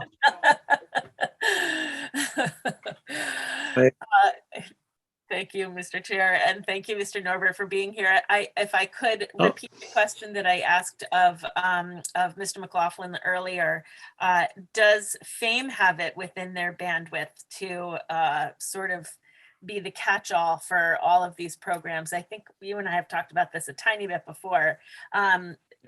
Is that something that FAME could come up with as far as being able to administer programs as well as collect reporting data for OPEGA? So currently, I'd say we don't have the bandwidth. We would need more resources. And as you know, we'll do whatever you guys tell us to do. But I think we should have thoughtful conversations about this with our other partners, DECD and tax and others. And, I think it makes a lot of sense, the concept to have a central entity, and we'll gladly help in any way we can, whether it be sharing info with that entity or, maybe hosting. But it would be a lot of additional work. It would be for any agency, Right. folks need resources.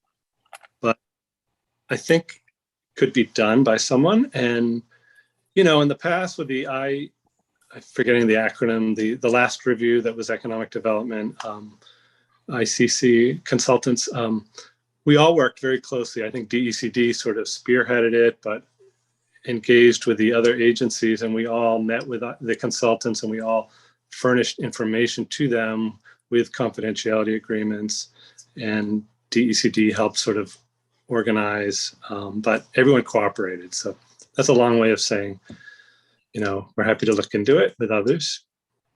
Great. If I could add just a little bit to that, Representative Terry. So I guess I would say, so the only 2 tax credit programs that I think we run are the 2 that have already been reviewed. And as Bill stated, we'd be happy to undertake whatever helpful role we can play in this process. But tax credits are really not what what our specialty is, and so we may not be the best agency to kind of be the central clearinghouse for tax incentive reporting or things like that. Thank you. Thank you, Chris. I was going to ask you a question of what other tax credits FAME administers, and so it's new markets, which is being phased out, and seed, which has been pumped up. That's correct. Do you've been with FAME for a while. Do you recall how the legislature concluded that FAME, as opposed to Maine Revenue, would be the appropriate agency to administer those two programs?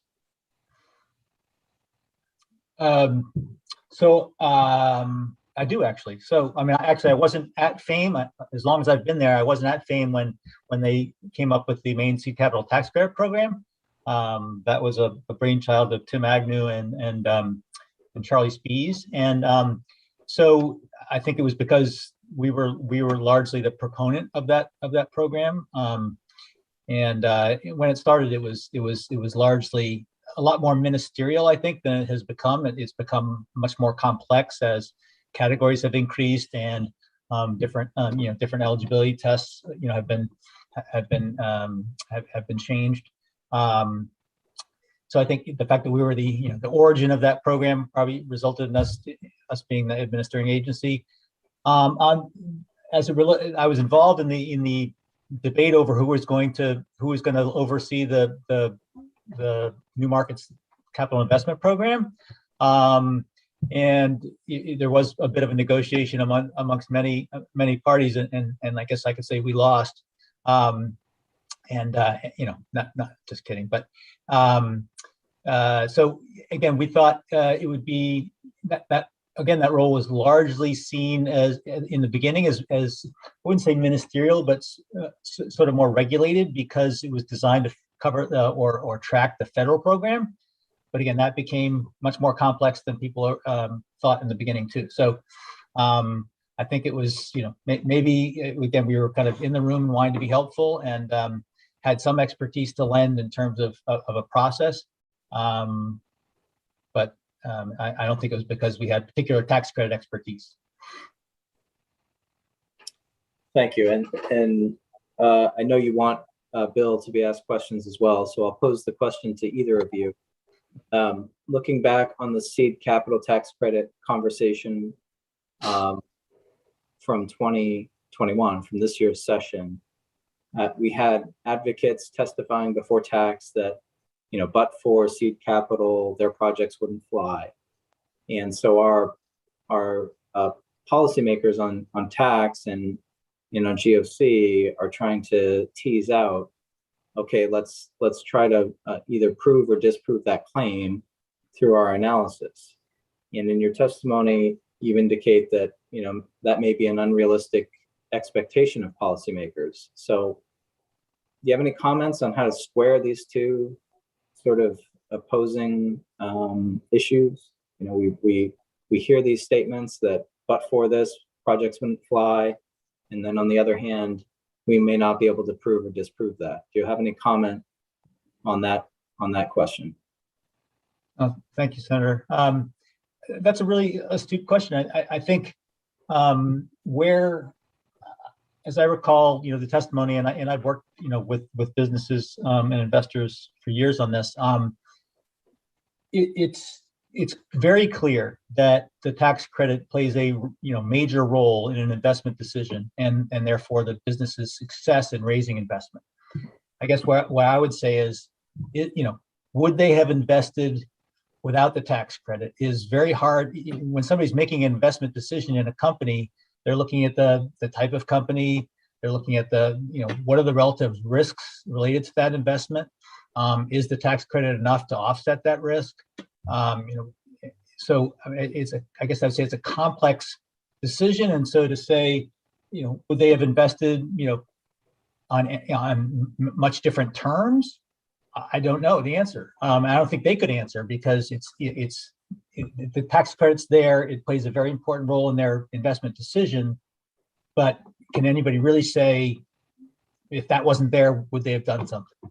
I just think it's a difficult question to answer objectively. Bill, do you want to take a bite at the apple? I agree. And I would just say it's clear that the businesses testified this credit made a huge difference and was very meaningful in their decision to invest and the company's success. But as Chris said, I guess some of them sometimes forget even how many programs they benefited from. And So I'm not sure they'll be able to isolate exactly that this program was the one that forced it. But by mitigating risk for investors to the extent it does, it clearly makes plays a huge role, I think. So yeah, that's about all I have to add. Great. Thank you both. Sure. Further questions or comments for FAME from working group members? Seeing none, thank you both for your time this morning. You're welcome to stick around, and if you've got other business to attend to, no offense will be taken. We appreciate your joining us today. Thank you. Our final presenter this morning, we have Maine Revenue Services. On my list is Dr. Michael Allen, Associate Commissioner for Tax Policy.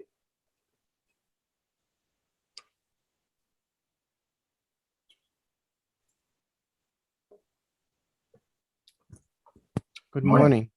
Hi. Before I begin, I'm having problems this morning with my internet connection. So if I all of a sudden disappear, don't take offense. It's because it's knocked me out. It does seem to be coming quickly back in, but I've lost the connection to Zoom a few times this morning. So understood. Okay. Senator Libby, Representative Terry, and members of the Tax Expenditure Working Group, good morning. My name is Michael Allen. I'm the Associate Commissioner for Tax Policy in the Department of Administrative and Financial Services. On behalf of Maine Revenue Services and the Office of Tax Policy, I'm responding to your request for a presentation that responds to 3 questions regarding our experience with the Office of Program Evaluation and Government Accountability's review of tax expenditures over the last 5 years. The first question we were asked to address is what is working well. Over the last 5 years, the working relationship between OPEGA and MRS-OTP has evolved through continued communication and accommodation on both sides. Both OPEGA and MRS-OTP seem accustomed to the review format and stages. OPEGA has been responsive to meeting with us on occasion to hear our broad areas concern about the process, and the process is moving forward on a cordial and professional basis. The second question is, what are the challenges? The primary challenge for MRS-OTP has been the number and constancy of OPEGA tax expenditure reports. As several members of this working group know, during the legislative session, MRS-OTP is heavily involved in providing administrative, legal, and economic analysis to the Administration and Joint Standing Committee on Taxation and other committees on the numerous bills proposed each session affecting Maine taxes. In addition to legislative work, the primary responsibility of MRS administrative staff is to oversee their respective tax programs. While OPEGA has been understanding of these commitments and flexible in the timing of our responses to their requests, there have been a number of cases where MRS has been unable to fully review and comment on OPEGA tax expenditure reports. The current tax expenditure review process seems to look equally to both OPEGA's basic program audit functions and to its tax policy review and evaluation function.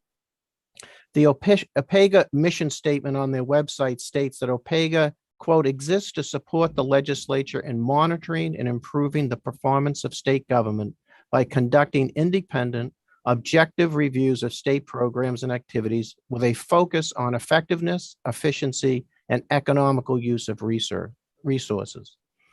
It appears that from that mission statement, the primary purpose of OPEGA is to audit the administration of programs of immediate concern to the Government Oversight Committee. If this is what the GOC and tax committees view the role of OPEGA to be in the tax expenditure review process, then it makes sense that the policies and procedures OPEGA applies to their other reports should apply to the tax expenditure reports as well. But if the primary purpose of the tax expenditure reports is to determine if the tax policy enacted by the legislature is incentivizing taxpayers to change their behavior to achieve these policy goals, it is suggested that some of the OPEGA processes required in the reviews be modified for the tax expenditure reviews. One specific challenge from the application of OPEGA general policies and procedures for their reports to tax expenditure reviews is OPEGA's general requirement that there be no communication between executive departments or agencies for these tax expenditures that are jointly administered until OPEGA publicly releases their report. Again, if the primary purpose of the tax expenditure review is to determine if the tax policy objective or objectives is being achieved, then executive branch agencies should be able to discuss and comment on OPEGA's work product with one voice consistent with the views of the administration. The final issue the working group asked that we address is if we had any ideas for change and improvement. I will briefly elaborate on the 5 suggestions that we have. First, identify the type of tax expenditures that should be the subject of full review. Section 1, Part 2 of the most recent Maine State Tax Expenditure Review discusses the theory and complexity of identifying what parts of Title 36 should be considered tax expenditures and therefore included in the tax expenditure report. I urge the working group members to review that section and identify which of the many estimates included in the report they want OPEGA to review on a regular basis. Based on comments made during your first meeting, it appears that some members of the working group would prefer to focus on economic development incentives, which would be a much smaller group of tax expenditures for OPEGA to review compared to the much larger number of tax expenditures included in the tax expenditure report. 2, focus full reviews on the tax policy of the expenditure using empirical and survey findings and other methods to analyze the effectiveness of the expenditure and incentivizing intended activity. While an understanding of the administrative cost of a tax expenditure program relative to its benefits is an important factor to consider, we recommend that the focus of the OPEGA reports be on whether the tax policy objectives of the tax expenditure are being achieved. This is not an easy task, as others have mentioned this morning, especially when a business accesses multiple state expenditure programs, including multiple state tax expenditure programs. 3, limit the number of full reviews to 1 full tax expenditure review per year and focus on expenditures of particular importance to the Taxation Committee.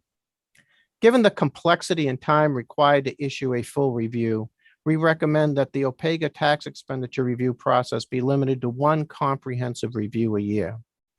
The subject of the review can be determined by focusing on 1, a tax expenditure scheduled to sunset in the near term, 2, a program that is the subject of numerous bills before tax or comes before tax on a regular basis, or 3, tax expenditures that may not be achieving their tax policy objective based on the number of taxpayers affected and foregone revenue.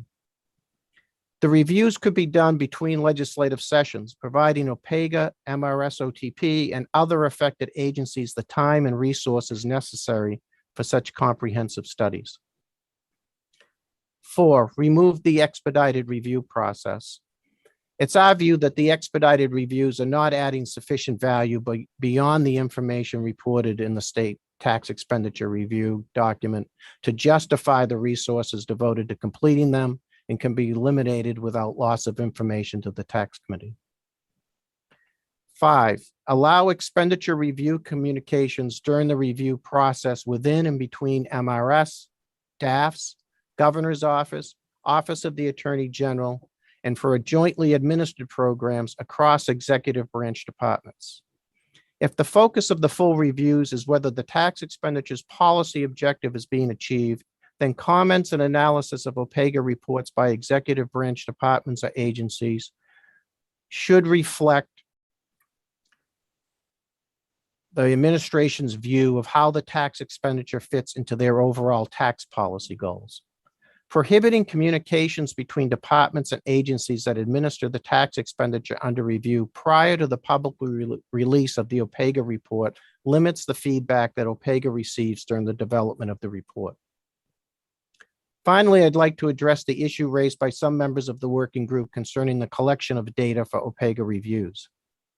Taxpayer information required to properly administer the tax system is a delicate balance between limiting taxpayer compliance burden and ensuring that the tax administrator has the information necessary to properly determine eligibility and benefit amount.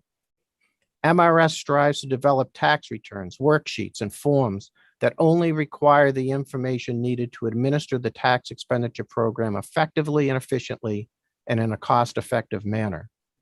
In addition, taxpayer confidentiality remains a top priority for Maine Revenue Services. Confidentiality leads to increased take-up of tax expenditure programs and increases voluntary compliance. We respectfully request that the working group take these issues into consideration when discussing potential expansions of the tax data needed to be reported by taxpayers and collected and stored by Maine Revenue Services. MRS OTP looks forward to working with the working group over the coming weeks. Representatives from our offices will be available for future meetings. John Sagasser and Daniel D'Alessandro, my colleagues in the Office of Tax Policy, are also available today. And I would hope Ariel or Julie or whoever's administering the Zoom call can let them in, because I think they may be very helpful in answering some of the questions you may have. Thank you. Thank you, Dr. Allen, for your comments. Are you able to share your written comments with the working group after we're done today? I thought they were very detailed, and I'd like to have the time to read and process some of your recommendations. I think they were posted on the working group's website. Okay, thank you. They have been posted on the website.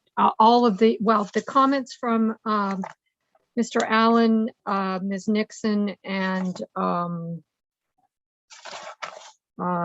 the comments from FAME, we have received them ahead of the meeting, and they are posted on the working group's website right now. Great. Thank you, Julie. We did not receive written documents from the other two presenters, but we will see if we can get something from them to be able to post after the meeting. Great. Questions or comments from working group members for MRF?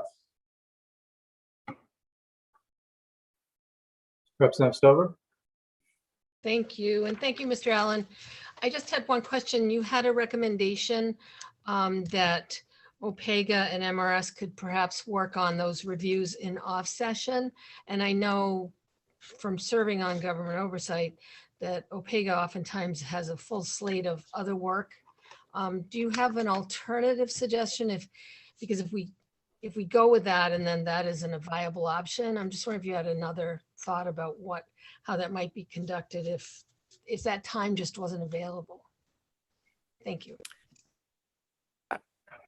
As I mentioned in my testimony, I think Representative Terry and Senator Libby and others who have, Representative Kryzak, who serve on the Taxation Committee or have served in the past on the committee, know the amount of work that comes before the committee during the session, the number of bills. All those bills are reviewed, testimony developed for most of them, fiscal revenue estimates that we provide to the Office of Fiscal and Program Review for those, the different division directors and MRS, so income tax division, sales tax division, property tax division, they're reviewing bills that affect their particular taxes to make sure the language is clear and so forth. That just takes up a ton of our time during the legislative session.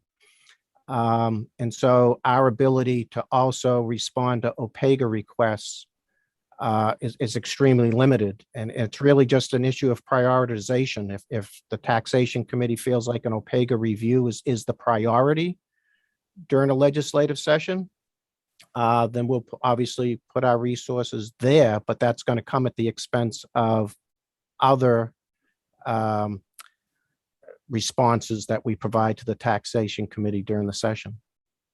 Thank you. And if I just could ask one more, I wasn't trying to suggest that you don't have a ton of work during the session. I'm just wondering, with all the assignments that get handed out during the session, do you think there will be ample time in the off session to be able to do those reviews? I'm just saying, I think you're already, every committee has so much work that has to be done between the sessions that it often is, it's a huge burden. So I was just asking if you thought of another way.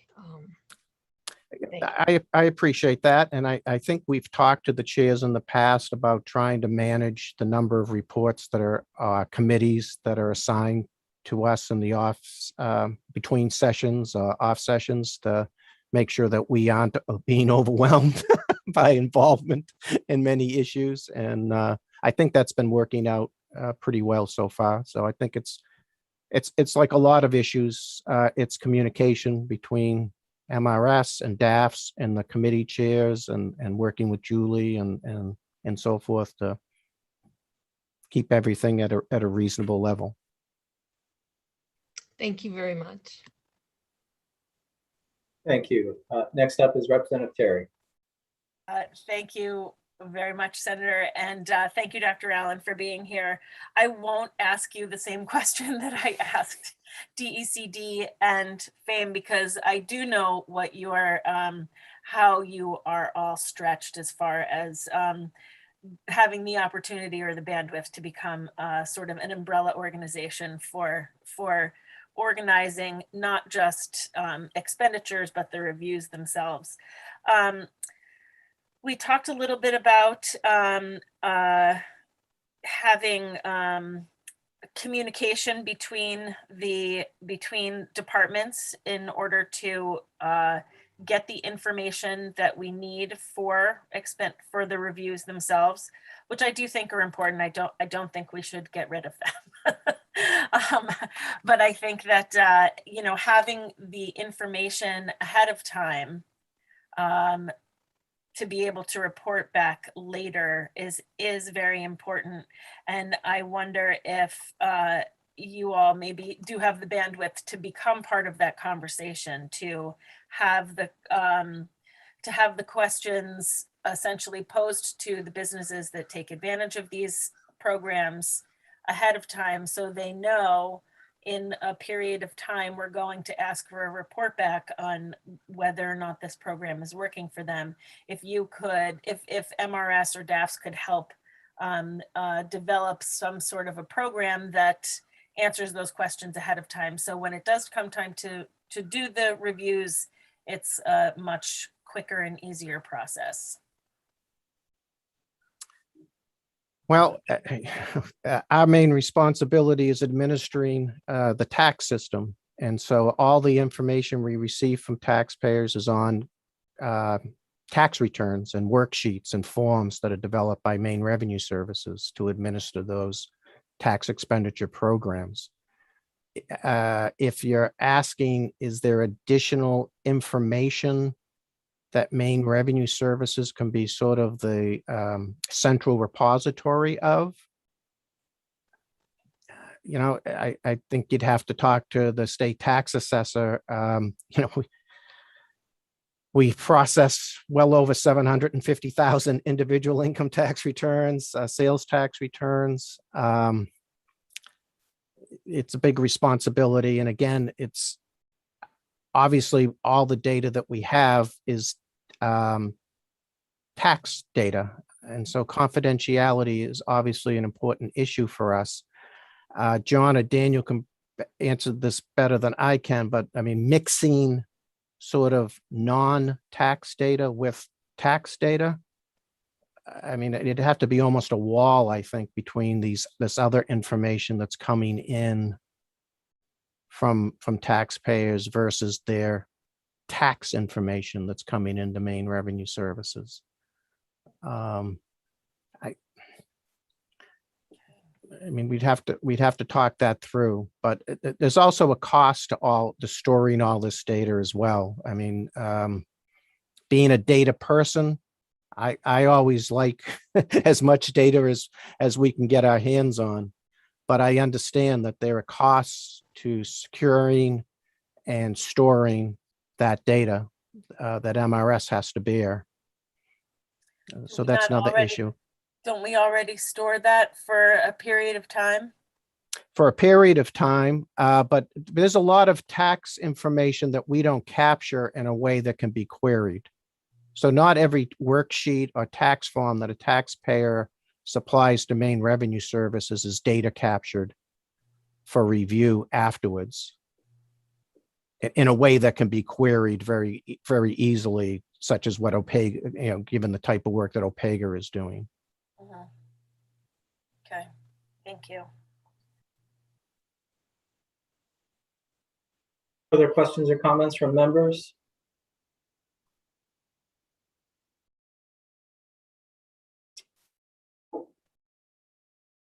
Sorry, is that Representative Miller?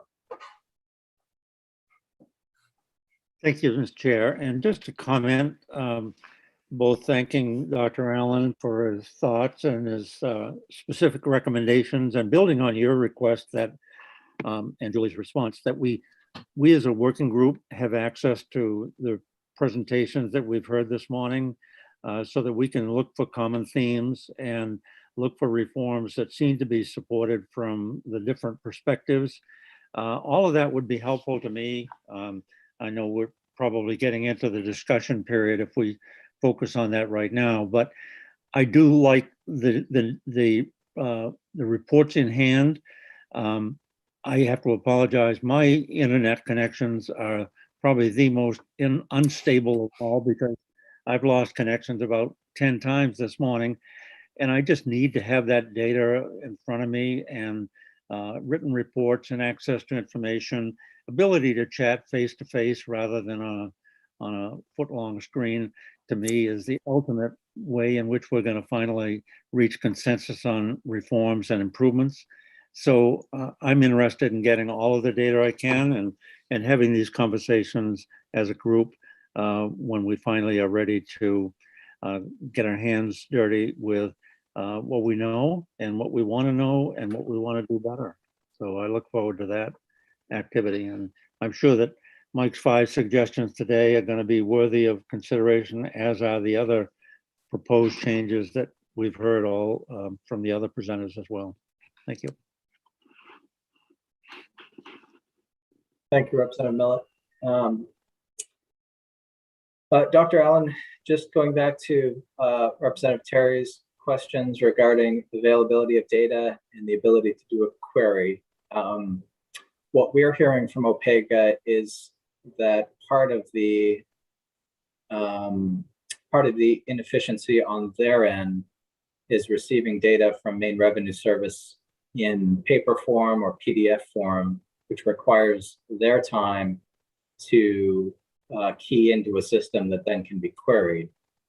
And so my question, I guess, for Maine Revenue is, if we were able to narrow the scope of tax expenditures that are subject to the full review, is there an interest in Maine Revenue working with us and OPEGA to sort of require the taxpayer to upload their information into a system in a uniform way so that we can cut out this kind of unnecessary data entry process that OPEGA is tasked with? Yeah, I'm going to ask either John or Daniel to just quickly explain, in our view, how that process works now.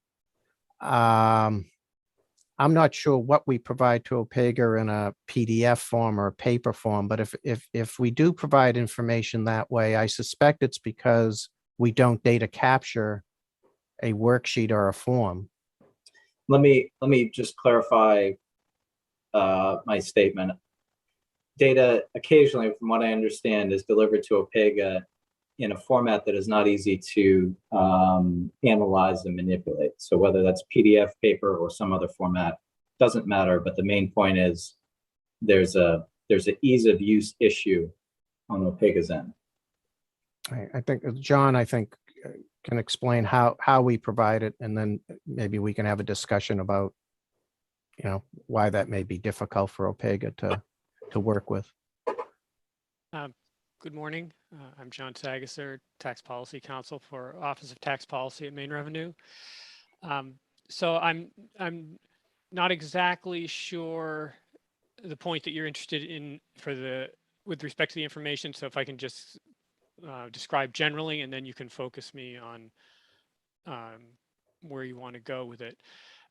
So I think Director Nixon's comment about access to information has different elements. One's historical, just setting up a process for obtaining information. The other is the process as it's currently built just by the statutes. and the third is dealing with confidential tax information. So the Maine Revenue gets confidential tax information that comes in two stripes. The federal tax information is there's two meanings of federal tax information, but federal tax information from the IRS, the federal government, has a special federal law protected status, as well as the Maine statute protects it from disclosure. So that information can't be disclosed to outside of Maine Revenue except in narrow circumstances and broadly speaking. So that's not information we can share with OPEGA or the legislature. OPEGA hasn't recognizes that's the situation. But that kind of information can't be shared. It can be shared on certain aggregated bases, but not just return by return information.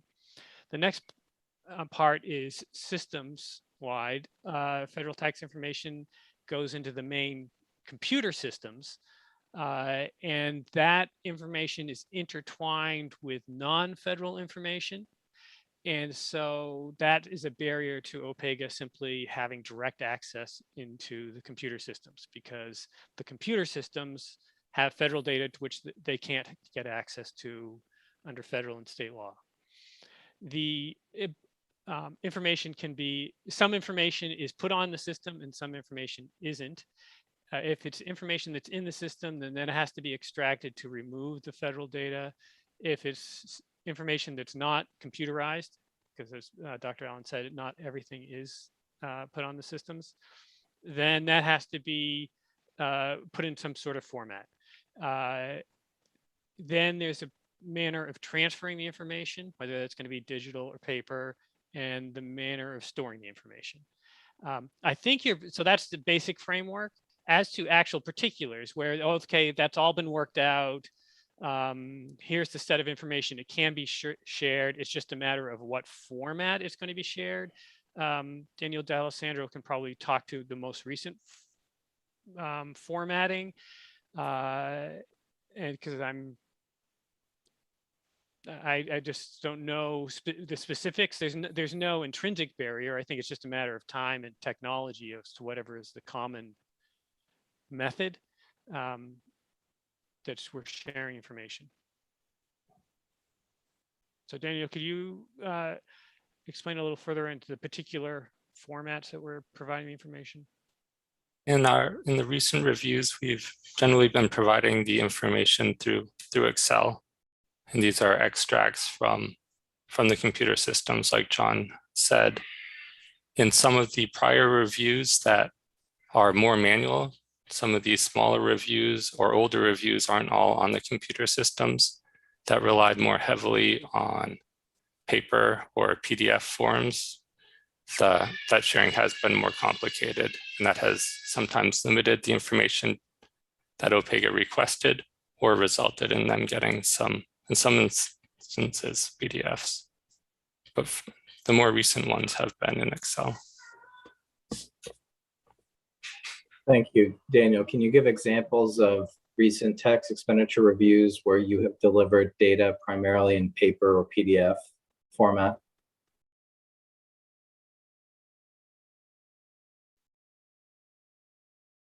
So the Better Betty review was a review is a property tax program. Betty and Better are both property tax programs that were not integrated with our old computer system. We are in the midst of moving to a new computer system, and they will be on that. But that was a highly manual process, and that limited the data that could be rapidly provided to OPEGA in easily accessible forms.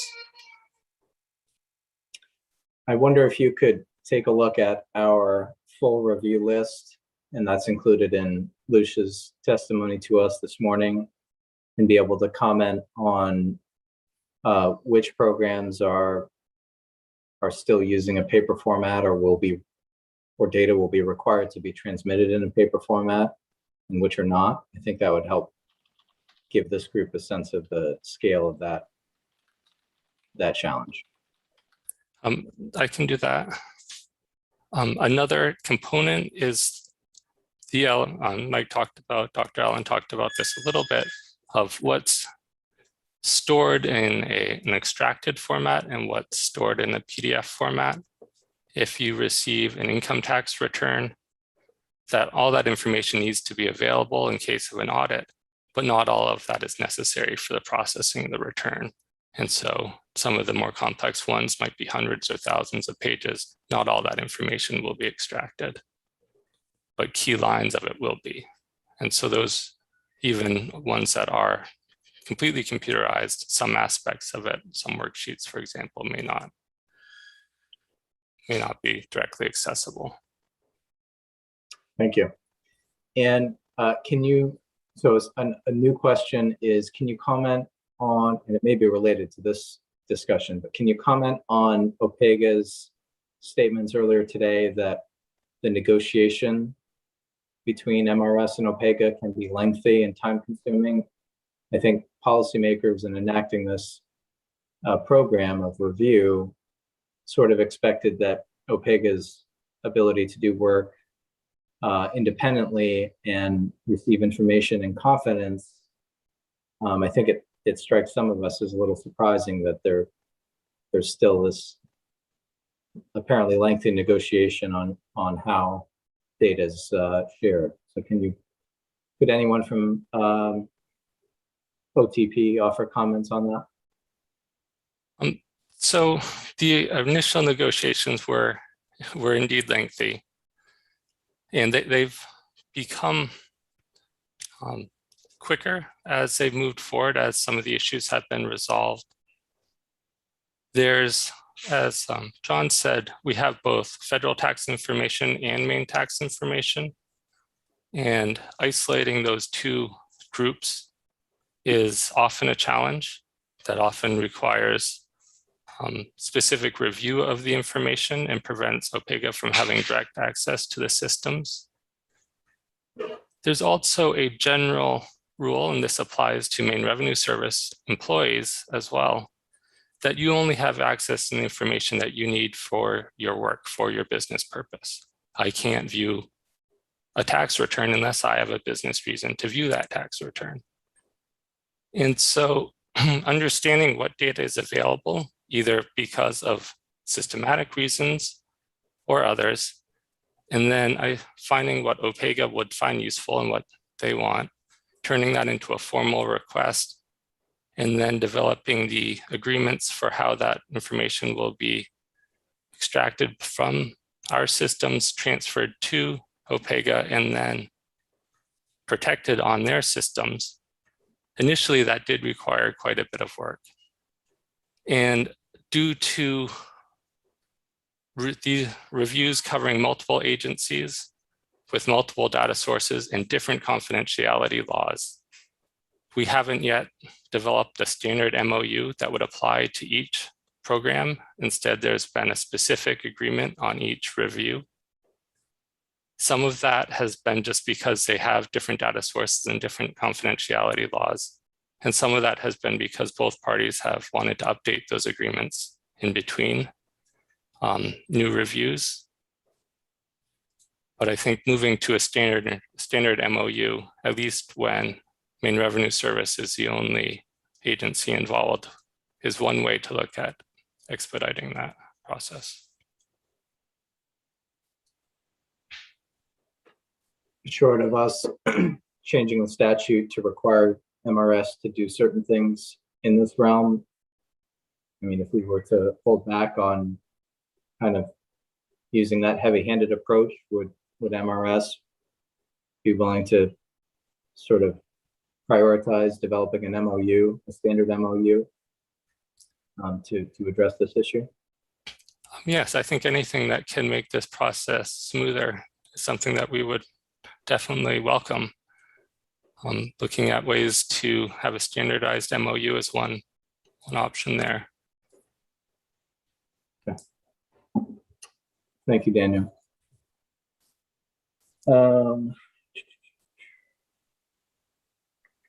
One question for Dr. Allen. You noted that one change you'd like to see is allowing the various agencies of state to respond with one voice in commenting on an OPEGA review. Can you give a concrete example of where you felt you were, where the administration was hindered by not having that ability? I mean, this has evolved over time. I think John will jump in and tell me if I'm wrong, but I think now we've come to an agreement with OPEGA that we can certainly confer with the commissioner, the DAF's commissioner, in the governor's office. They are our directors who we report to, and it's important that they know the work that we're doing and any issues that we have with that work. But I think initially the idea was that we weren't really supposed to be talking to them, but I think we've, as I said, worked well with OPEGA to open up those lines of communication. But it's mostly for those programs that are jointly administered, mostly with DECD, but FAME as well. It's just hard to respond to certain questions from OPEGA or to review a report and comment on it if we're not talking to our colleagues in other departments to see what the general administration view of the tax policy is. I mean, if that's what these studies are for, and that's why I was trying to make that distinction, if it's an audit of the program, I understand why maybe you wouldn't want departments talking to each other. But if the issue is this a good tax policy? Is this policy working? Is it achieving the objectives? That's really the administration answering that question, obviously based on input from the departments and agencies that are administering those programs. But, you know, we certainly don't want to give a different answer on that than our colleagues in the Department of Economic Community Development. We want to know what the administration's view is of the policy and changes that the administration may be supportive of or not supportive of. And we want to speak with one voice. But we don't have that ability to work with our colleagues until OPEGA issues the report. And it strikes me as kind of odd if it is a tax expenditure review and trying to understand whether the policy is achieving the objectives that the legislature set out when they passed this program. Thank you. I expect there's a rationale for creating those firewalls, and maybe OPEGA can think about that question and at our next meeting continue that conversation. Representative Kryzak, did you have your hand up? No. Okay. Are there further questions or comments for Maine Revenue, Office of Tax Policy?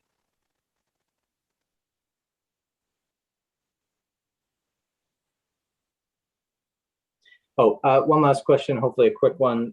Can you quantify the time commitment required to participate in the expedited review work? I understand you've asked us to dispatch that entirely, so I guess I'd like to get a sense of how that would impact MRS's workload. I think it's varied. I think the recent ones have not required a lot of our time or resource, obviously much more on OPEGA's side of things. I just think in reviewing the expedited reports, I don't think they're adding much additional value than what's already in the tax expenditure report. And so, you know, sounds like OPEGA's under a heavy workload with limited resources, as well as we. And if something, you know, was going to free up some time and resource to put towards more focused issues, then that seemed like a good place to maybe streamline the process. Okay. Thank you. Seeing no further comments or questions, we thank you for your time and participation this morning. You're welcome to stick around, but if you've got other commitments, we won't take offense. I'd like to move us to our final section, which is a conversation with the working group of where you all would like to go from here. And I'll kick it off by suggesting that we try to accomplish two things at the next meeting. Number one, I'd like to have interested parties from the public who were not specifically invited to comment to us today.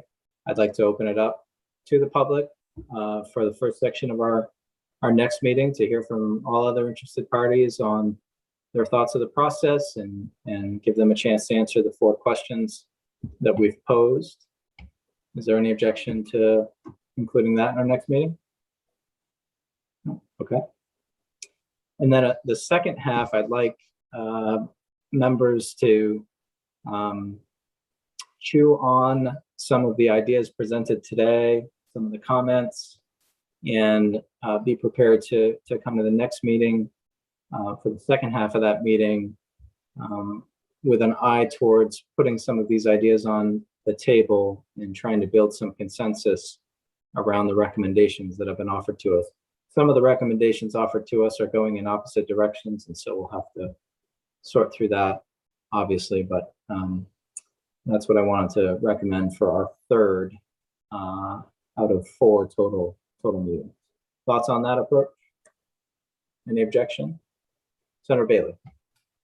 Thank you, Mr. Chair. No objection, but if I could make an ask, which would help me immensely, is that if the staff could maybe put together a chart with the recommendations from each of the groups that testified today. And in particular, like you said, some of them are polar opposite. So if it was in a chart showing those side by side, that would just be very helpful to me to kind of have those recommendations condensed.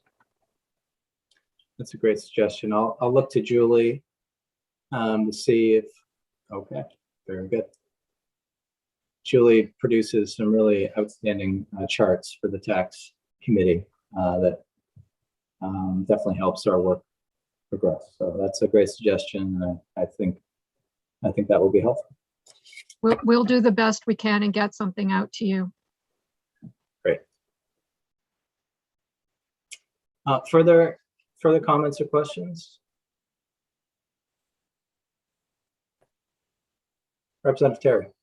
I would just like to thank Ariel for all of her work with this. I believe this is the last time we'll see you. And I just want to thank you very much for all of your input and all of your work thus far. And I'm sure Lucia is going to be perfectly prepared for to continue this with us because of all of the work that you've put into this. So thank you very much. And I wish you major good luck on your next venture. Thank you. Thank you. It's been a pleasure. Thank you, Representative Terry. I think the whole committee echoes that sentiment, Ariel, and I really appreciate your efforts on behalf of the legislature in Opega over the years, and we all wish you the very best. Final thoughts? We've got some homework to do. We have a plan for the next meeting, so if there's nothing else, we'll adjourn this working group meeting for today. Wish you all a great weekend, and we'll see you in 2 weeks. Thanks, everybody. Thank you for all the participants. We really appreciate your input. Thank you.